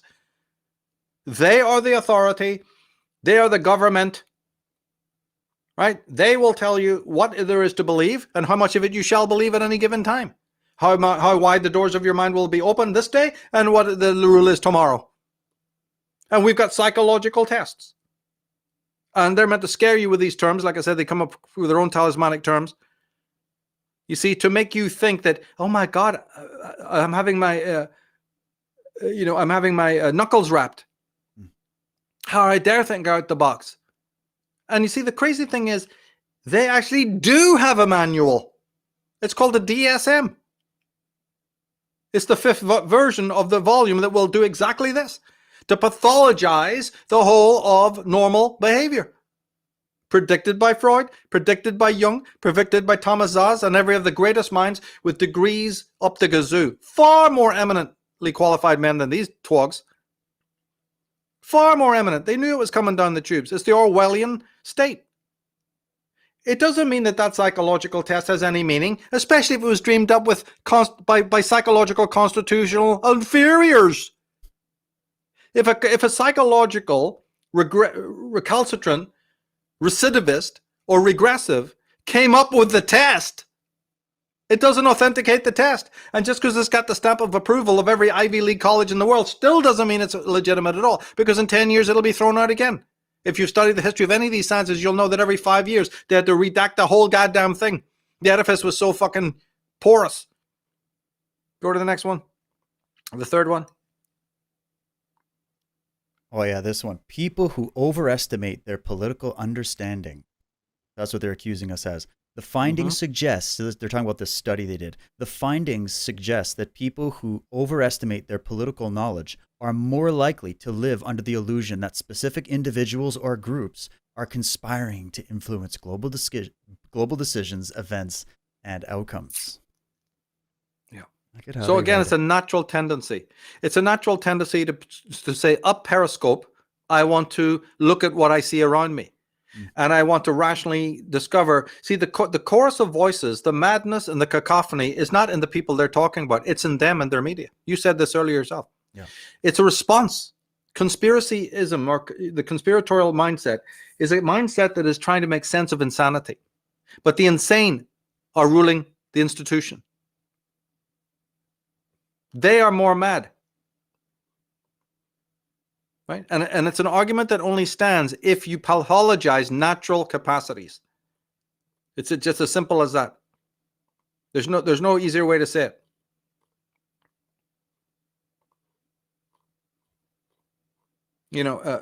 It is extreme totalitarianism of the intellectual kind. Go to the next one. It says our findings might suggest that showing people the limitations of their understanding can lead to more informed, evidence-based opinions and beliefs. So there you go. Right. So who's the high priest? See, it sounds kind of rational. Hey, if you're skimming through that, it might sound very like a benefactor is speaking to you. But these are not the benefactors. These are the fucking wardens of the prison. He's the last people. They're the sheepdog. They're the last people. These are the ones who created Soviet Russia. Yeah. And the gulags at Solzhenitsyn. Oh, Solzhenitsyn, talking of eminent people who might, suddenly eclipse these idiots. See, but we have to ask the question, is it rational? Is conspiracy material not evidence-based? They made a statement there, right? That is trying to differentiate between evidence-based information and data and theorems and proofs and stuff, right? They're looking for proofs. Yes, but why do you assume in a wholesale way that all conspiracy, or you're implying is what they're really doing, is the conspiracy information, say as a G. Edward Griffin or Eustace Mullins' entire life work, is not evidence-based? Sure, the man was in court hundreds of times watching how the rape of justice takes place. The man researched the medical profession to the nth degree. That's why he wrote Murder by Injection. And on I could say. He studied the leading families of the world. That's how he could write The World Order. How dare these pisspots come along and then tell you that it's not evidence-based? Well, then you're saying that what Carol Quigley was like some eminent professor fucking emeritus from bloody Princeton or somewhere like that? It's Georgetown University. So what is... Yeah, and of course, clearly anybody... Oh, Georgetown, yeah. So clearly somebody can read that and say, oh, I see what they're trying to do. They're helping the idiot learn what he's meant to learn. It's undisguised authoritarianism. And if he doesn't pass the test and jump through our hoops, we're going to demote him. We're going to subculturize him. We're going to say that he definitely needs instruction. They're going there. They're going there. They're going there. Yeah, they will literally have you locked up. Re-education Yes, camps. it's exactly been predicted. Yep. H.G. Wells was a wet dream of these people, right? And they're already more than halfway there with their psychiatry. We'll be doing shows on Unslaved about that. Go to the next slide. To show that, to back that up, to substantiate that. Goes on to say the good thing is people can do this on their own by proactively seeking out and exposing oneself to information and perspectives that challenges their beliefs. One stands to gain a more objective and credible understanding of the world. meaning see eye to eye with their controllers. It's called entrainment. What this disguises is that there is one perspective to see, and it's only one is authenticated. Like I said, obey all the rules. What that means unpacked is you will see as we see, and we will clockwork orange you fucking to death and medicate you and probe you and chemically lobotomize you until you do see as we do. But actually, it's even simpler than that. The conspiratorialist is doing that. Exactly what that quote said. He is already doing that. So these people have a kind of a attraction-repulsion relationship with their enemy. And when you unpack that, what that means is that we have not only won, we are the triumphant. Our colors are flying. We won the day. They lost. And that's true. Since the 80s and onwards, again, I restricted to that 5%. But see, the statement still holds that the conspiratorial mindset has won out. We have trumped them in every way. Loads and loads of information, like I listed off, about 9/11 and Pizzagate and everything else, is all verified. It's all true. Whistleblowers from then have proved it to be accurate. And so in some left-handed way, these establishment people actually envy us. I'll stand by that. Go to the next slide. That's interesting. Yeah, in a left-handed way. Yeah. For many members of the public, particularly individuals who have benefited from existing social and political arrangements, these developments and changes are quite threatening. This is beyond belief. This is beyond belief, this statement. But again, when you read the subtext, you get the point I'm trying to make. They're actually admitting in this statement that people benefit from the traditional life and the traditional outlook. Go back and see that I'm right. Go back and read it one more time. For many members of the public, particularly individuals who have benefited from existing social and political arrangements, these developments and changes are quite threatening. Right. So I say to them, thanks for admitting that the old traditional ways actually worked. Because on another bad day, they wouldn't even admit that. So they've actually made a concession here. This is what's called a concession. They've conceded that for a great many people, the system as we know it works just fine and allows you to benefit. Thanks for admitting that. That's a good concession. So because why every other news is to come out and attack any kind of tradition or civilization or culture or any of that kind of stuff. Right. And therefore, would it not then be, I ask after reading that, is it not then, so say you're even talking about only that group that does benefit. Yes, but then at least for that group, isn't it quite logical and rational to object to the ruin of that system? You see, what they're doing is so utterly ill thought out. But the very point they're making, the bigger point, the more obvious point, is actually demonstrably false. Put it back up and I'll read it. The result... Oh, wait, sorry, that's the next one. I'll go back here. There you go.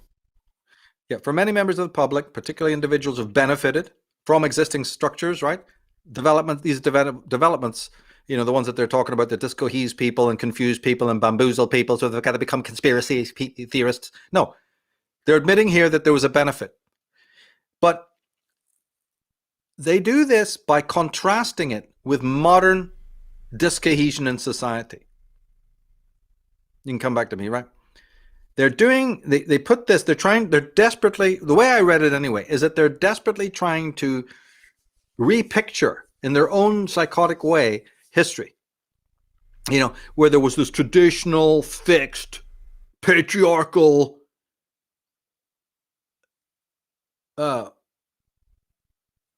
static sort of traditions, how horrible, right? Stayed, all of that. And now there's this more pluralistic, multicultural, fluid reality. And again, it has the ring of truth on the surface, but it's absolutely bollocks. Because you only have to cast your mind back to the basic history to know that no, that is not true. There was nothing stable. Take the founding of America alone. You call it fixed traditions? That when Puritans landed on the shores of America and fought through the jungles and the Native American Indians, you call the War of Independence and the Civil War and all that formed, all that was there to form, the United States of America?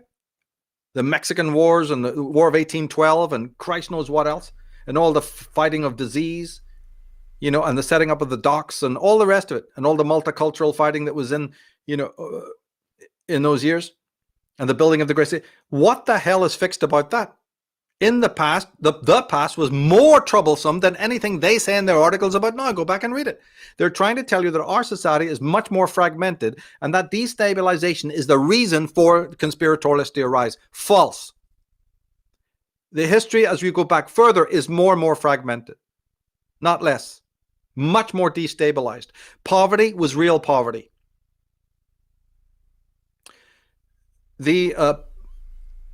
The privileged white man didn't exist. Just as simple as that. You didn't have all the protections. You didn't have all the, accoutrements of civilization to protect anyone. It was infinitely more destabilized, far more treacherous. Constant threat of war. So we even lived through the Cold War. Good point. Yeah. Right. The Cold War, you know, the whole thing about atomic. We're not getting into judgment. I'm just citing destabilizing things. The Cold War and endless amounts of debt. We had the depressions and all. Come on, I don't need to explain it over and over again. How can these twogs who've never left the fucking car park of their collegiates, who know nothing about except swatting a ball in the fucking squash court and jumping through hoops and reading Karl Marx? Look, see, what I do is I look for that which is not said. It's apophatic, right? How can they present a picture of America in the way they do and then contrast it with this now destabilized, fragmented, the disenfranchisement and all blah, blah, blah, blah, blah. What the fuck are you talking about? You just have to think about what the few things I pointed out. And other meltdowns. In the same line, he goes on it. We don't have it, but in the same line, he talks about the unequal values. That the conspiracy people, their value systems are very, very different. Because values are broken down or whatever. From these old world values and whatever. But what he doesn't say is that in order to have values at all, you have to have inequality. So it's another moot point he's making. Right? There can only be a thing you value if you know what to value it against. So anytime a fucking plonker like these guys brings up the question of value as if to benefit their argument, it's false by the way they present it. Right? Because there are no such thing as equal values. That's what he was read it yourself. You'll see he was intoning the fact that the conspiracy people have different values. Yeah, you have to have different values. You have to have all sorts of unequal values. Otherwise, you can't have value. Yeah, exactly. Otherwise, how could you tell a higher value from a lower? How could you tell a goodly value from an evil one? So again, these posers, right? Go to the next one. So this 113. Right, so it continues to say, the results suggest that people who feel threatened by America's changing values, both culturally, socially, and ideologically, are more likely to be irrationally skeptical of those in power. Yeah, there it is. Yeah. Changing values. Culturally, how they measure for that anyway is also another story. Yeah, exactly. Because I don't think you can measure values, right? So not in the way they're hoping to do. So it's really an apologist for the state, right? It's really an apologist from the state here that you're dealing with. What they're doing is they're resisting people who are finding value in a valueless culture that they created. You mentioned this earlier. It's the petri dish from which conspiratorialism arises. Is toxic, is foul, is vapid, is contradictory, and is ultimately valueless. So what a conspiratorialist is doing is seeking now to find a new set of values that religion did not supply because it's a bunch of mind control, and that the Orwellian educational systems do not supply. And these guys don't like it. They don't like you seeking out values on your own, ones that are really unique. And they're trying to say that it's bad. And the only way they can say it's bad for you to do that is because you're now a threat to the state. Right? You're skeptical of those in power. Fucking right, I'm skeptical of those in power. You're fucking insane to not be. But these are apologists, so you can see their apology here. Her meaning, this was written by a woman, right? She says, she's basically saying, never be skeptical of those in power. That's what's being said in that statement. Never be skeptical of those in power. Oh, right. I won't be then.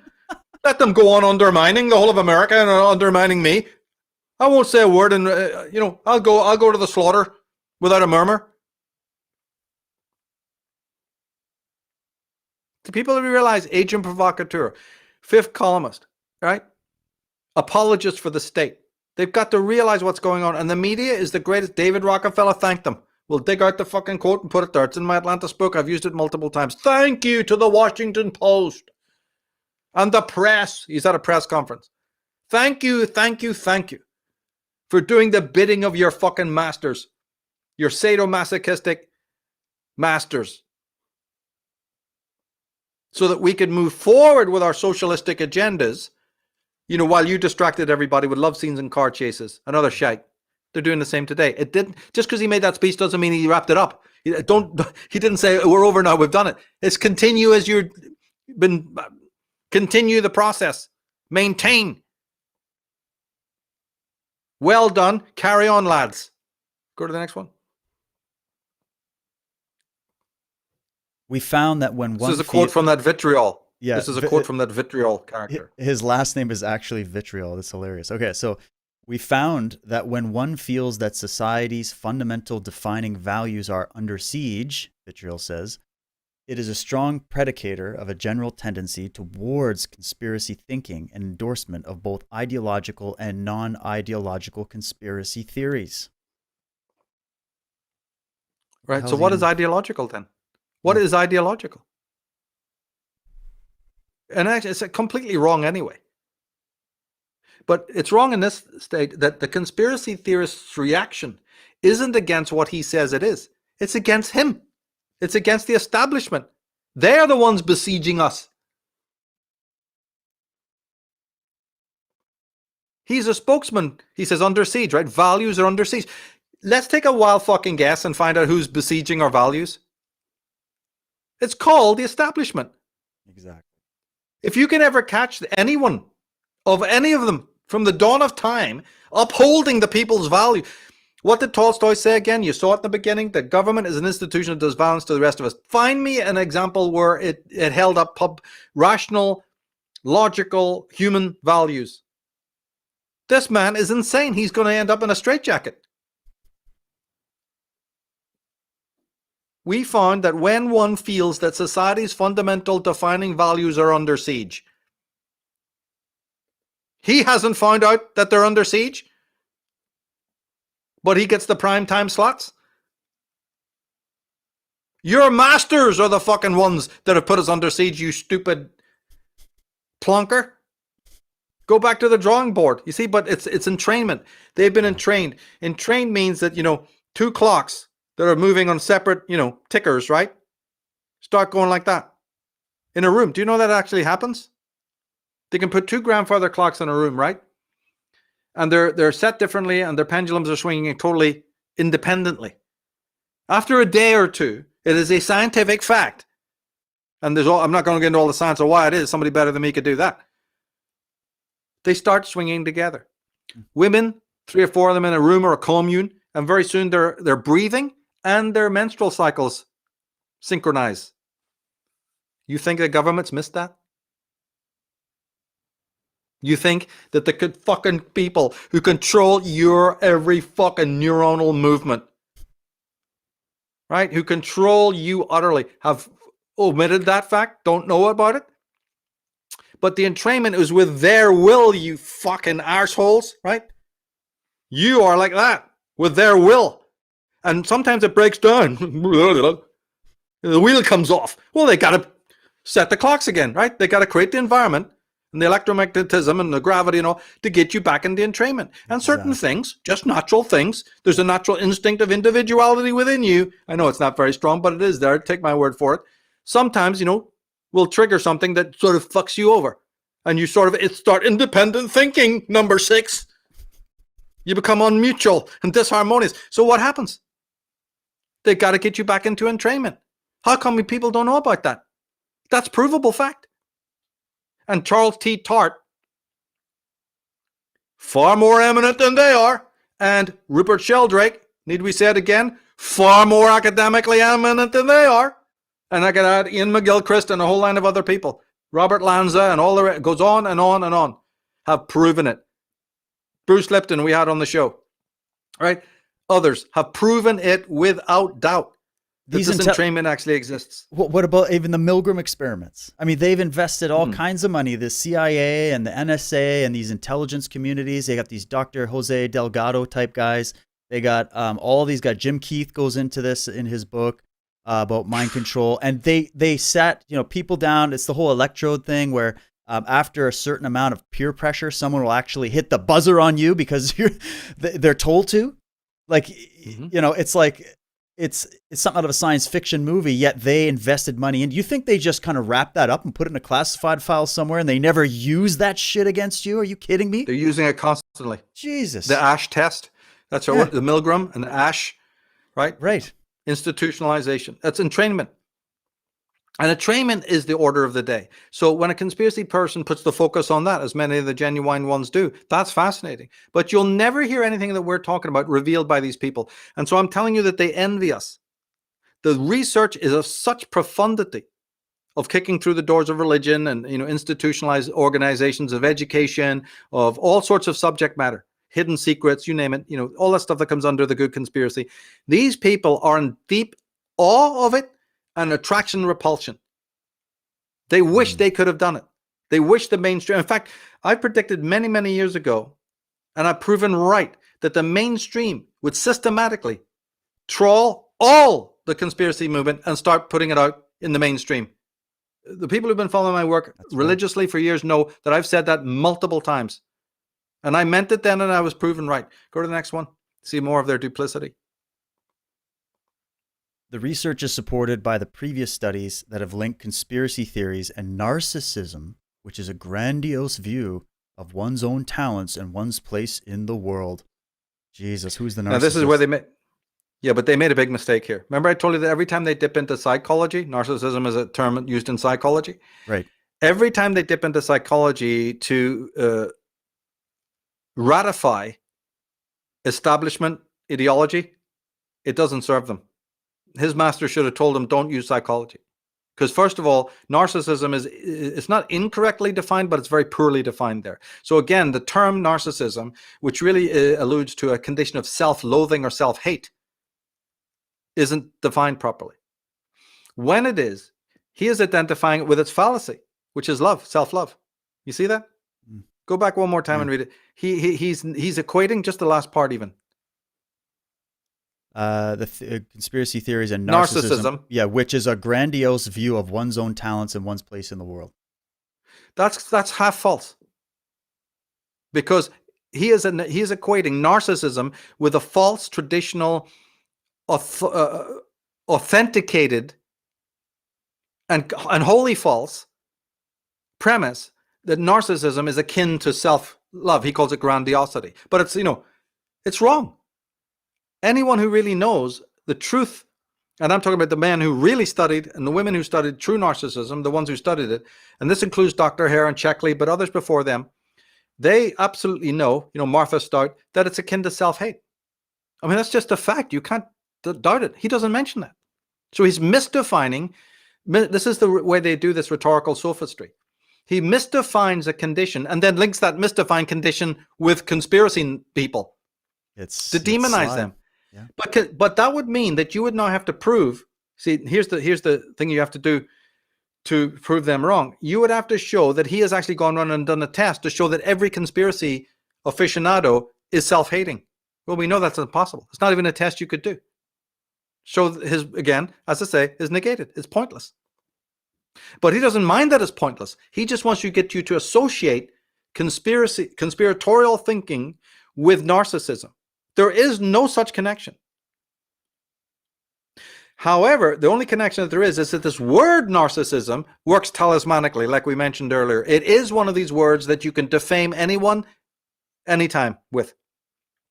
In fact, it reminds me, remember Vladimir Lenin, the head of one of the founders of communism, he said, call your enemy what you are and always tell the exact opposite of the truth. That's what they're doing there. They are the narcissists, the establishment demagogues with their cigars and their fucking brandy glasses, right? The ones on the yachts and dancing on their desks. They are the narcissists. They are the self-haters, because all the pathology of our world, see if these twogs knew anything, worth what they got their badges of merit for, they'd know that all pathology of every kind comes, number one, from trauma, and number two, from autophobia. They're actually connected. We can't explore it, but just take the second. Autophobia, psychophobia, or self-hate, self-loathing is the absolute, and I've been saying it for 20 years, it is the absolute root, the seedbed from which all pathology grows. And anyone that claims to be a psychologist, right, would know that. And he would never misdefine, not even in a slight way, he would never allow himself to misdefine narcissism. But this agent, provocateur, does so because he's got an agenda he wants to get to. He doesn't mind misdefining the word because then he wants to create a glue, he wants to connect a connection between the narcissism as he defines it, and I just said it's falsely defined, but he has a goal to get to, which is to link his version of narcissism to the conspiracy, to write an article, to hold up, to get on mainstream TV. And the twog at the other side of the fucking desk has no clue how to take him apart and go, but that's not even legitimately true. So what he's saying then, just to make it extremely clear, is that all conspiracy believers are narcissists. But then I ask yourself, and what meter did you use to measure that and find that out? You mean to me, you went to 400 people, and well, I'm a narcissist, of course, as well as a conspiracy theorist. Write that down. Make sure you got that. And print my name correctly. Yeah. I'm a narcissist. Just want you to all know that. How did you fucking measure it? It's just demonization. Go to the next one. So same character, Vitriol. Yeah, Vitriol says conspiracy theories are tremendously problematic because they undermine trust in institutions and change perceptions of what is real. Nobody wants any of that. The further we deviate from an evidence-based understanding of reality, the less likely we're able to deal with it. Oh, this is gold. Mm-hmm. So a new inquisition, right? You can't be a deviant. You can't be. Oh, the woman at the end of the street with the black cat, she was a deviant. She didn't fit what was real. Burn the witch. Remember that? Yeah. So this is a new inquisition. Yep. They've done it. It wheels out. See, nothing has changed because unless you do your psychological work, nothing will change. All that will happen is the calendar dates will succeed the latter. But that doesn't mean there's any psychological change. A new inquisition is been authenticated in all of this, and with conspiratorialists being equated with other subcultural groups, except they're actually being sought out more than the other subcultural groups.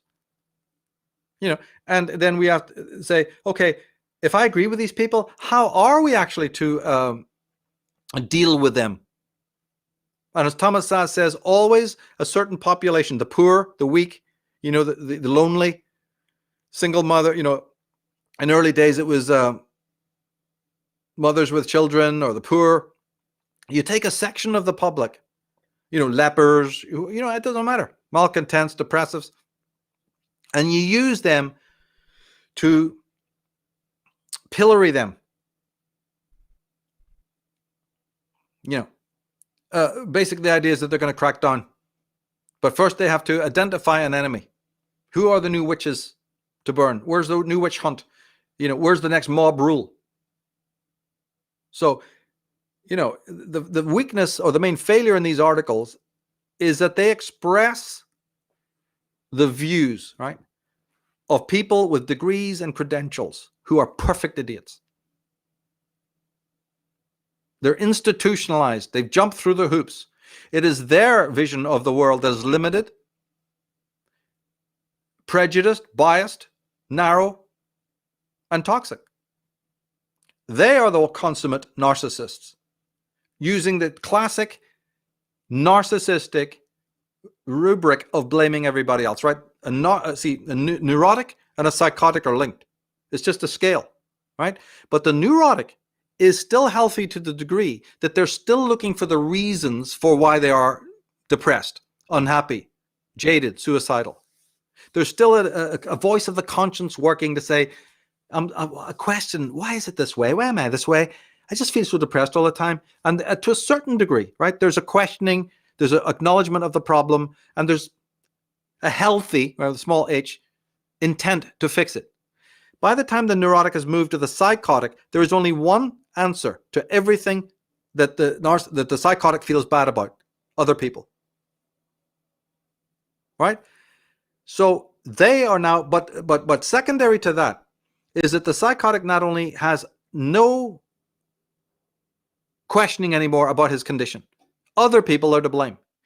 But what he also realizes is, or what he doesn't realize, but what he does is, the only other mechanism that he is functioning, other than anger against those people, other than utter violence, he's psychotic, that's what the word means. You lash out. See, you believe that now every aberrant condition within yourself, all your misery, your depression, your terrible despair, or whatever it is, other people are to blame.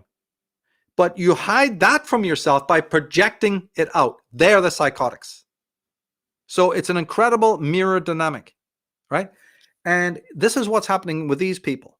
They are filled with doubt over the world because of what the conspiracy people and the research has brought to them.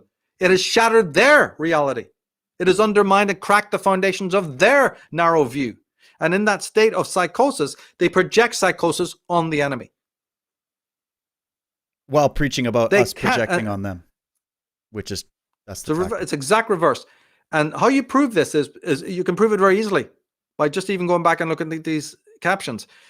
But you can prove it by understanding that they are incapable of, like the psychotic is incapable of entertaining the simple alternative view that maybe the conspiratorialist is right. See, the neurotic and psychotic, the one thing they cannot do is put themselves in the position of the other. They remain fixed. And that's what these people are doing. So the question never crosses their mind, is my enemy correct? The whole Hegelian thing of, growing sophistication is banjaxed, and they're fixed. So all the and what is it that the conspiracy group is really saying? You'll wait 1,000 years for them to tell you what it is. It's simply this: the system is broken. Yeah. That's it. Yeah. That's it. I cannot list the number of sages and philosophers, H.L. Mencken, the most eminent writers, Mark Twain, who've said the same thing in 1,000 ways. The quotes are endless. That's all a conspiracy person is talking about. So where is all of this, Mr. Vitriol? Yeah, it is like throwing vitriol, appropriate name. But anyone else who would do that is simply incapable of putting themselves into the perspective of their opponent to say, hey, maybe I want to see through your eyes. I want to read some of your books, Mr. Sutton. You're from fucking Hoover Institute. You can't be put into the category of the tinfoil hat merchant. Or Ted Gunderson. You used to direct the FBI. Exactly. He must be nuts. And men of, yeah, right. And all that the conspiracy people have ever said is that there is a sinister, extremely powerful and wealthy group of individuals, the network of them. So it's not, as he said, 9 groups sitting in the Illuminati over in London somewhere. That's misrepresented. I started with that. They misrepresent the case. How could you possibly take them as authorities when they misrepresent the case? No conspiracy has ever said the 9 men sitting over in London, or whatever his encapsulation was there, jocular fashion. Nobody's ever said that. What they've said is what I've said in the Black Nobility article. Systematically, they've done what Eustace Mullins has done. Name every name there is. Name their lineage. Tell you where they bank. Tell you how they're related, like a Diana Sprangola or somebody else like that. We've had her on the show talking about Winston Churchill and others, right? I don't see any ad hoc attacks there. I see nothing but voluminous research. I've critiqued the 95 plunkers %, but there's the 5% which is second to none. So when these people talk, right, they are misrepresenting, and they're also demonstrating their myopia. If you had to add anything else to that about what conspiracy people really, stand for and why they get these detractors, is simply that they're lampooned only because they have to be criticized for unfreeing themselves, for unslaving themselves. That's their only fault. Somebody who's in chains is going to say, come you back in here. They're going to change the chains next week from iron to gold. What do you think you're doing trying to break out? That person will sit there in chains of iron or gold. He's not going to try and break out. And he resents the man that does. So why critique the media? We know they've lied to us for years, but it doesn't matter. That was the past. All you conspiracy guys, you're all crazy. You want justice. What about all the other institutions that have taught children lies after lies about all the wars, about everything you can imagine? I talk about, one of my theses is on Ireland. I'm going to believe the Jesuits in Trinity University and all their agents throughout all the schools and collegiates in Ireland. No, I have not believed them. I've believed the myths and legends. I guess I'm a conspiracy nutter. But when I then go to the great intellects, like I said, Professor Alan Bloom or Neil Postman and all the other people I could mention, and I cite those people and I mention them in my articles and I read their works, right? Those other people never mention any of that. So they're very, very biased. In my work, there's no bias. I just present the information and leave you completely free to think of it what you will. But what they're really trying to do is they will not present what it is that the dissenters dissent about. So when you have an opposition that will not state your cause clearly and respectfully, they're not an opposition. They're just a bunch of muckslingers. And you should scoff at them as much as they scoff at you. Don't, it's like, what did somebody say? When you protect man from their folly, you just fill the world full of fools. When you don't go after them. Ain't that the truth? So, yeah. So my final comments really is that dissent itself is always being pathologized. Whether it was when the Catholic Church doing it, whether it was any group doing it in any city in the world, in any place in the world, right? Dissent is pathologized. And your opponent just sets down a bunch of unflexible rules. And one of them is what Lenin said. You demonize the opponent. You blame him from what you're doing yourself, right? My psychotic. The psychotic has learned, and all that Lenin did was he made it a matter of policy, which is you accuse and you blame your enemy of exactly what you are doing yourself. You subtract from them any kind of legitimacy. If you have to represent them, you don't bring one of them on to tell. Where did you see one person invited there? And that egregious omission, to me, tells all. You don't have to read through it. You don't even have to do what we just did. The very fact that they had the gall to not bring on some eminent, person to speak for us, to speak for this movement, to champion it, already is an omission that tells you all about their fraudulence. It tells you that their outlooks are medievalistic, that it's just an inquisition. You stand there and shut up, and we're going to take you down and poke you with red hot irons tomorrow. What you say or you don't say, we'll catch you both ways. You work for the devil. If we can't find a mole, we'll find a blister. If we can't find a blister, we'll find, a bunion. But the devil's mark will be found. Oh, fuck, we'll put it there. If your skin is pure as silk, we'll make sure the mark is still found. And we'll even put it there. We'll draw it on, but you're going down. So their main point, as you see, the main thrust of everything there is it's unconfirmed, it's unratified, it's not evidence-based. I'm here to tell you that that's bollocks. And that even though that might be indeed accusable, you might accuse 90%, right, of the plunkers that have now filled this movement. Most of them are disingenuous to an endless degree. You cannot ever apply it to the people who started this movement and to many of their works, which have been thoroughly read and critiqued by intelligent people all over the planet. And because those people are a little bit vulnerable, and like myself, they're amateurs, right? They're humble, they're teachers, they just do what they do in their own little way. But because now we're being heard globally, that's what set this about. Not only the shadow banning, but then the open attacks. They couldn't resist it. But I just hope that we've shown, at least in brief here, why this industry exists, this machinery of lies, and that the people who are doing it are the ones who are the narcissists and the psychopaths. Well said. It's demonstrable. And I mean, you can go and fact check this stuff. You can go see if any of the predictions made by some of the top 5% of this conspiracy research movement of what they said back in the 70s, 80s, 90s, or before, or if you go back to Myron Fagan and what he said back in the 1900s, and you go to like the UN website, or you go and read Ocasio-Cortez's Green New Deal, or you read the headlines and you hear the arguments being made, and then you see this kind of vitriol against anybody that questions it. You'll be able to verify this for yourself. You'll be able to verify yourself. They said New World Order. They said world government. They said, shut down dissent and censor anybody that doesn't go with the status quo of what we taught them at school and on television. They said it.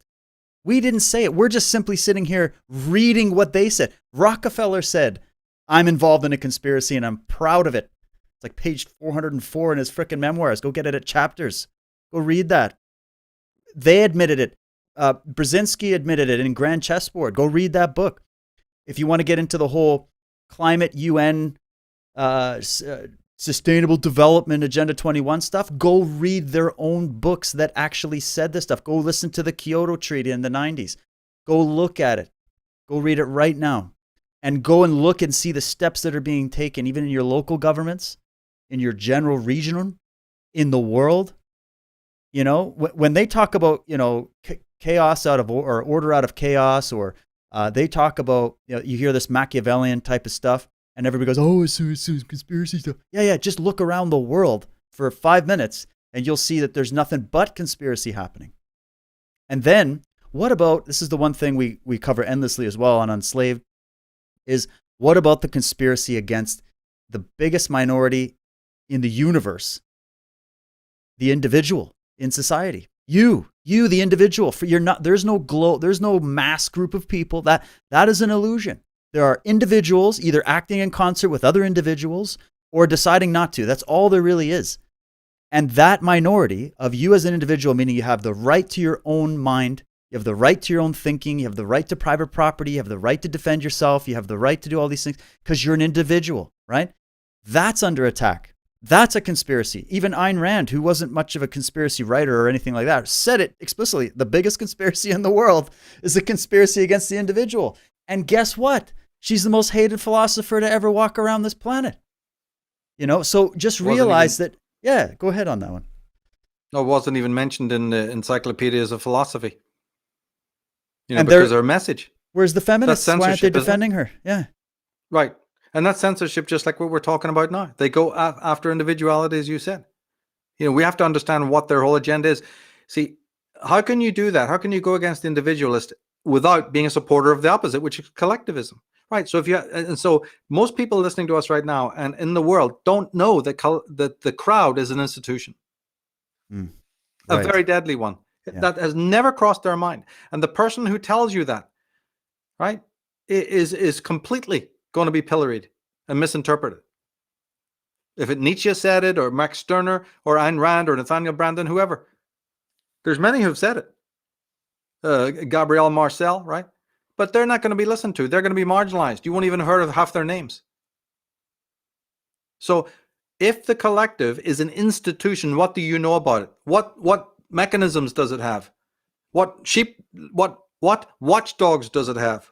Does it employ? How does it purvey itself? How does it sell itself?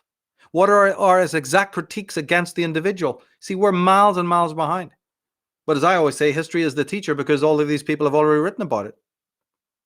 But these people hate not only the individual, it's more pragmatic even than that.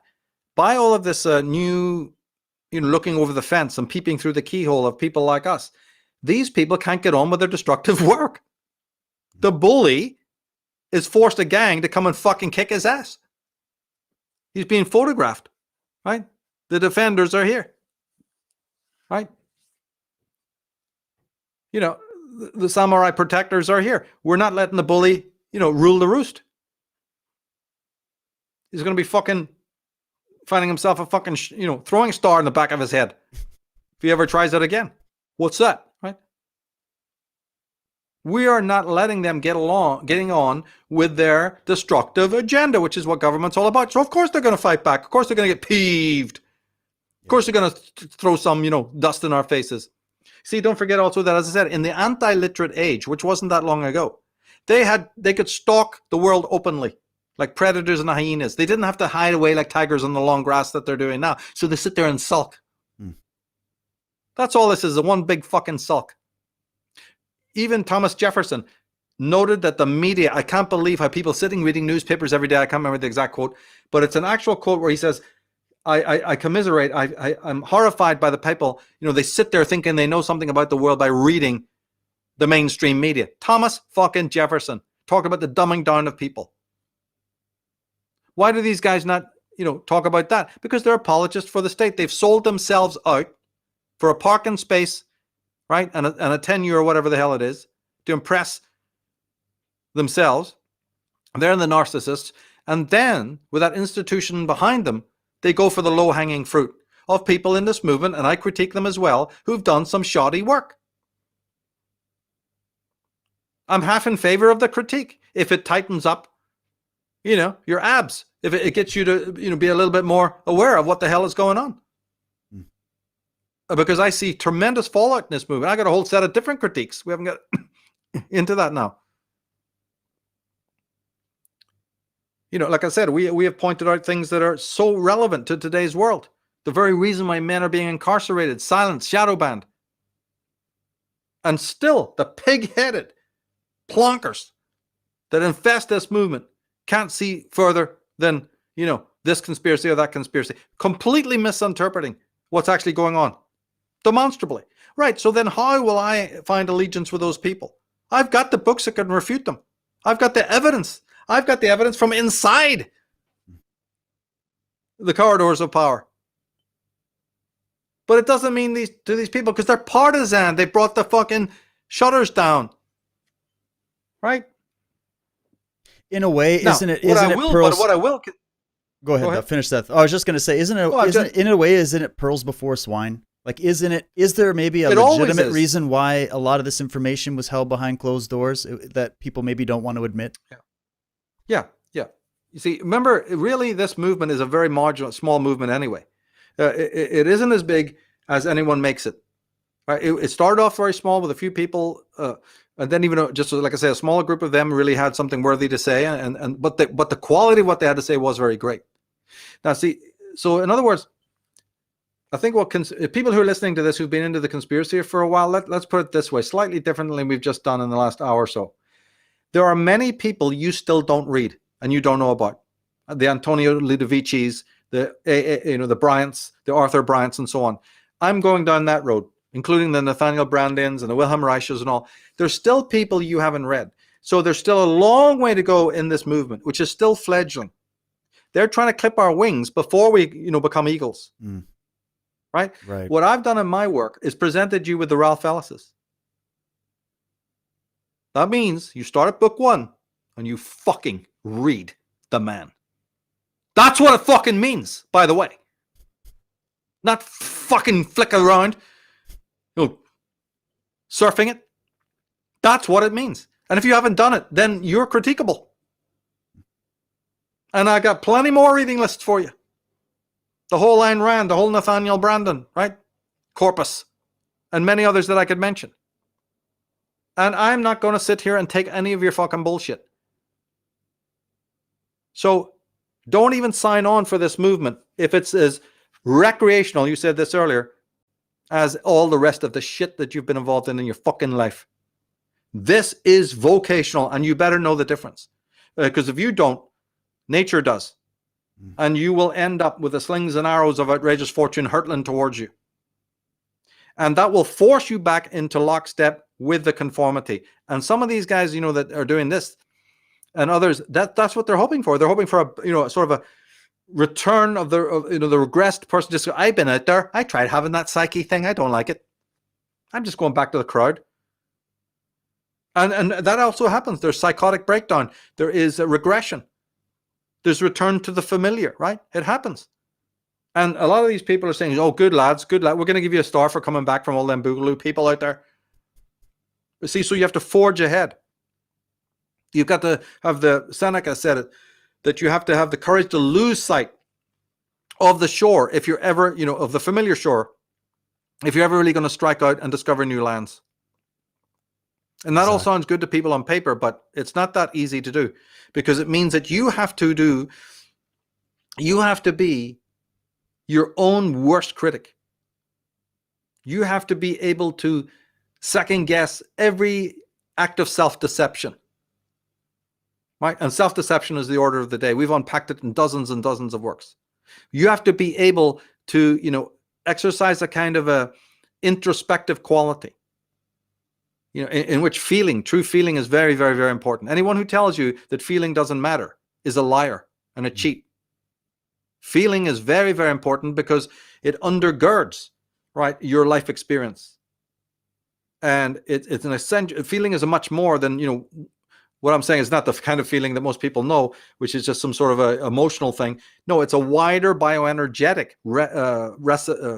receptivity to the stimuli that's around you, right? So it's a little bit broader than what people know as feeling, but basically it's a very important component, right? And so you have to then go along this journey, like we said, it's holy work. Read these masters, really read them with reverence, and then subject their work to, critique. Nobody in this movement, as far as I know, and anyone genuine would never tell you to accept as wholesale, right, and as effortlessly the knowledge of the conspiracy movement as all the conventional people demand you do when you go to school. You will never find, I don't care where it is, I don't care what college it is, where the teacher at the front of the class will allow you that freedom. It doesn't exist. It's academic within the conspiracy movement. They demand it. The good ones do. Don't believe a word I'm saying. Get your arms around all the information. The top colonels have said this. I think we say it every show. To believe them. Yeah, we say it every show, and rightly so. But you will never be allowed that freedom in academia. In fact, you'll be demoted. You'll be given the F. As soon as you write something they don't want to hear, something that doesn't fit the narrative, they'll penalize you. So hidden behind all those little comments that we showed, those captions, is that threat, that lingering big boot, Orwellian boot in your face. You have to be able to feel it. You've got to know the sinister intent. Their own symbols show you that they're, wolves in sheep's clothing. What more do I need? I didn't invent that. They're showing you that. And these Fabians from Britain, and Europe have infested the institutions of America. And they're winning. They're socializing you. They're regressing you. And they're replacing knowledge with social hysteria, conformity, and all sorts of other entrainment. The conspiracy person studies those things. And that's why it's such a major threat. In the pre-literate period, they had you crawling around like some abysmal creature, right? In a stew, just some cockroach that they can crush under their hooves. They know you're standing up right now. They know you're literate. And that's a tremendous danger and always has been. But I will never downplay the fact that it is a tremendous struggle, a tremendous sacrifice. It is difficult. It is hard. But you see, you always weigh it up in what you're coming out with in terms of wisdom. But you'll come out with no wisdom if there's not love of wisdom there. That's the missing part in so many people in this field. They're out for what it can get them. They love the power and the fame and the success it gets them, right? By warming themselves at that great fire. But that is all the world of difference between loving wisdom. And in the end, they'll soon find out. They'll soon find out that they've been had. And they'll soon fall foul of forces far greater than these detractors. These detractors, right, like this guy, all they really want you to do is conform. If you really, think it out, always know a thing by taking it out the farthest. What would pacify them? What would Mr. Vitriol and this chick that wrote this other article, what would really satisfy them? Just that you crawl back in the box from which you came in the first place. They're not asking for your soul. They're just asking for a bit of mental conformity, a bit of entrainment. Don't rock the boat. But what the truth asks you to do, it's unimaginable. It's the path of the fool. It is an unimaginable act of immolation, self-crucifixion, going through the underworld and coming out again. right? So they don't need to be blasting away their full guns at anybody in the world that they might get into conspiracy. The people already reach the fence and turn right back without your browbeating. This movement is already self-policed. People are already happy to stay within the lights of the known and not venture out. There's nobody needs to warn you to stay within, the city lights. The fucking fear and anxiety of the truth lying out there in the darkness already always has and always will do your work for you. So this is just bluster from a bunch of people who are basically psychotic and just involved in, what psychologists know as classic transference of the psychotic, the one who's able to end his neurosis and come to a certain pseudo peace by saying, well, everybody else is responsible. And you'll never, ever, ever, ever change their mind. There's people, no matter how much you confront them with so much evidence, they'll smile and look at you and go, no, you're wrong. It's everybody else. And then as maybe a secondary adjunct to that, they project their own psychopathy, right, and psychosis onto all of the world and then retreat, draw the circle around themselves and retreat there. They've locked out the entire world and they've still got a smile on their face. These people are doing this intellectually in exactly the same way, threatened by people who are looking through the keyhole, who are, peering over the fence, who are thinking big, standing back from the canvas and trying to understand the greater reality. And they're and the fact that they're threatened, why are we shadowed? If they weren't threatened, why are all these people banned? Exactly. Yeah. If we got nothing to say, why are you trying to shut us up and lock us up? Michael, this has been just a gem, and I so appreciate you coming on and doing this with me. And I just wondered if maybe we could finish off one thing that I think is always important to talk about when we talk about this subject of conspiracy, is that this doesn't just start in America. This isn't something recent. This isn't just something happening in the headlines now. This is something that is age old, and we've done countless masterpieces on Unslaved, 4 or 5 hours long each, and we've done probably dozens and dozens of them. But just a little highlight for people just to understand that when it comes to the criminal history of mankind in this way, at a very elite, powerful level, there's nothing new under the sun, is there? No, because remember, it's outside a materialistic account of what man is a will to meaning. So that means that even when he's got the fleet of yachts and Porsches and the cute wife, and the swimming pool and all the money in the world, there's still irritation. There's still a quest. Most men don't know this, but that doesn't change the fact that I'm stating. It is a fact that it is that the will to meaning will manifest. So that means that now when you start walking that road, right, there's going to be lots and lots of obstacles. So the difference between a sage and a psychopath is this, that the psychopath encounters this fucking boulder, right, on his pilgrim's process up the mountain, and he goes, fuck, that's a bastard, right? He gets over it and carries on walking, going, shit, wish that wasn't there. The sage sees the same boulder, finds a way around it, and then moves the boulder for his brothers and sisters coming behind him so that they can make their journey that much easier. That's the difference. Now, there's an argument, that's what Plato said about the wise man going back into the cave. He frees himself from the shadows and the darkness, but he doesn't just take off and continue, right? He knows at some level he's got to return to that cave and at least tell them they're in a fucking cave, right? Now, that dynamic is actually always going to live itself out in this world, because that's just the interplay. We didn't invent it. It's something ontological. You seek for the truth, you find a piece of wisdom, a nugget of insight, and there's automatically something born in us to go and share it with somebody else. Right? That's because we're naturally empathic. Not the psychopath. He's lost his empathy thanks to, issues in his childhood. Nobody's born evil. But on the whole, there's a natural drive for us to go and share, right, what we found. And I don't mean share one-to-one. I'm a personalist who believes that there's heavy duty, qualification to that. But it doesn't mean that you completely shut off. No, there is a sharing that is required.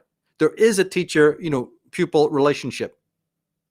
There is these dynamics of how you not only gain knowledge, but how you relate to knowledge, right? All of this that we've said is true.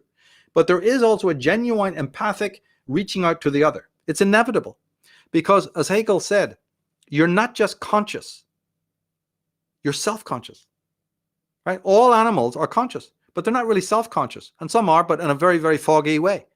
Only the human being finds himself not only to be a conscious entity, but a self-conscious entity with introspective qualities and all the rest of it, right? And a great deal of sort of control over his thought and his being, right? So then he really, Hegel said, discovers the depth of self-consciousness, of the gift of it, only when he meets the other. And then the journey begins. Before that, it's very a vague thing you can just throw away. But when you meet the other, right, in the truest sense of the word, the fact that you are self-conscious becomes a very, very great, lucid fact. And then the rest of the process, is the unfolding of what it means to be self-conscious. So in that process, there's a lot of sharing and a lot of empathy, a lot of drop out of the empathy and all the things we know, right? And one of those things is that when I look into the other, I never can equalize myself spiritually with them unless I see the same values. Or if I see the will to meaning, if I've got it, right? Everybody equals off with each other based on those values. If you've got no values and I've got no values, we like each other. If I got very high values, but you do too, then we're friends. You see like that? It's values that matter most. So the conspiracy that they're talking about, which I put on their doorstep, it's these people. They're the ones whose value is totalitarian, authoritarian, truly hierarchical in the toxic sense of I must control. And the reason why they do that, we've already explained umpteen times, is because these are types, pathological, they're called constitutional psychological inferiors. I also call them constitutional moral inferiors. And you can be as offended by that as you want.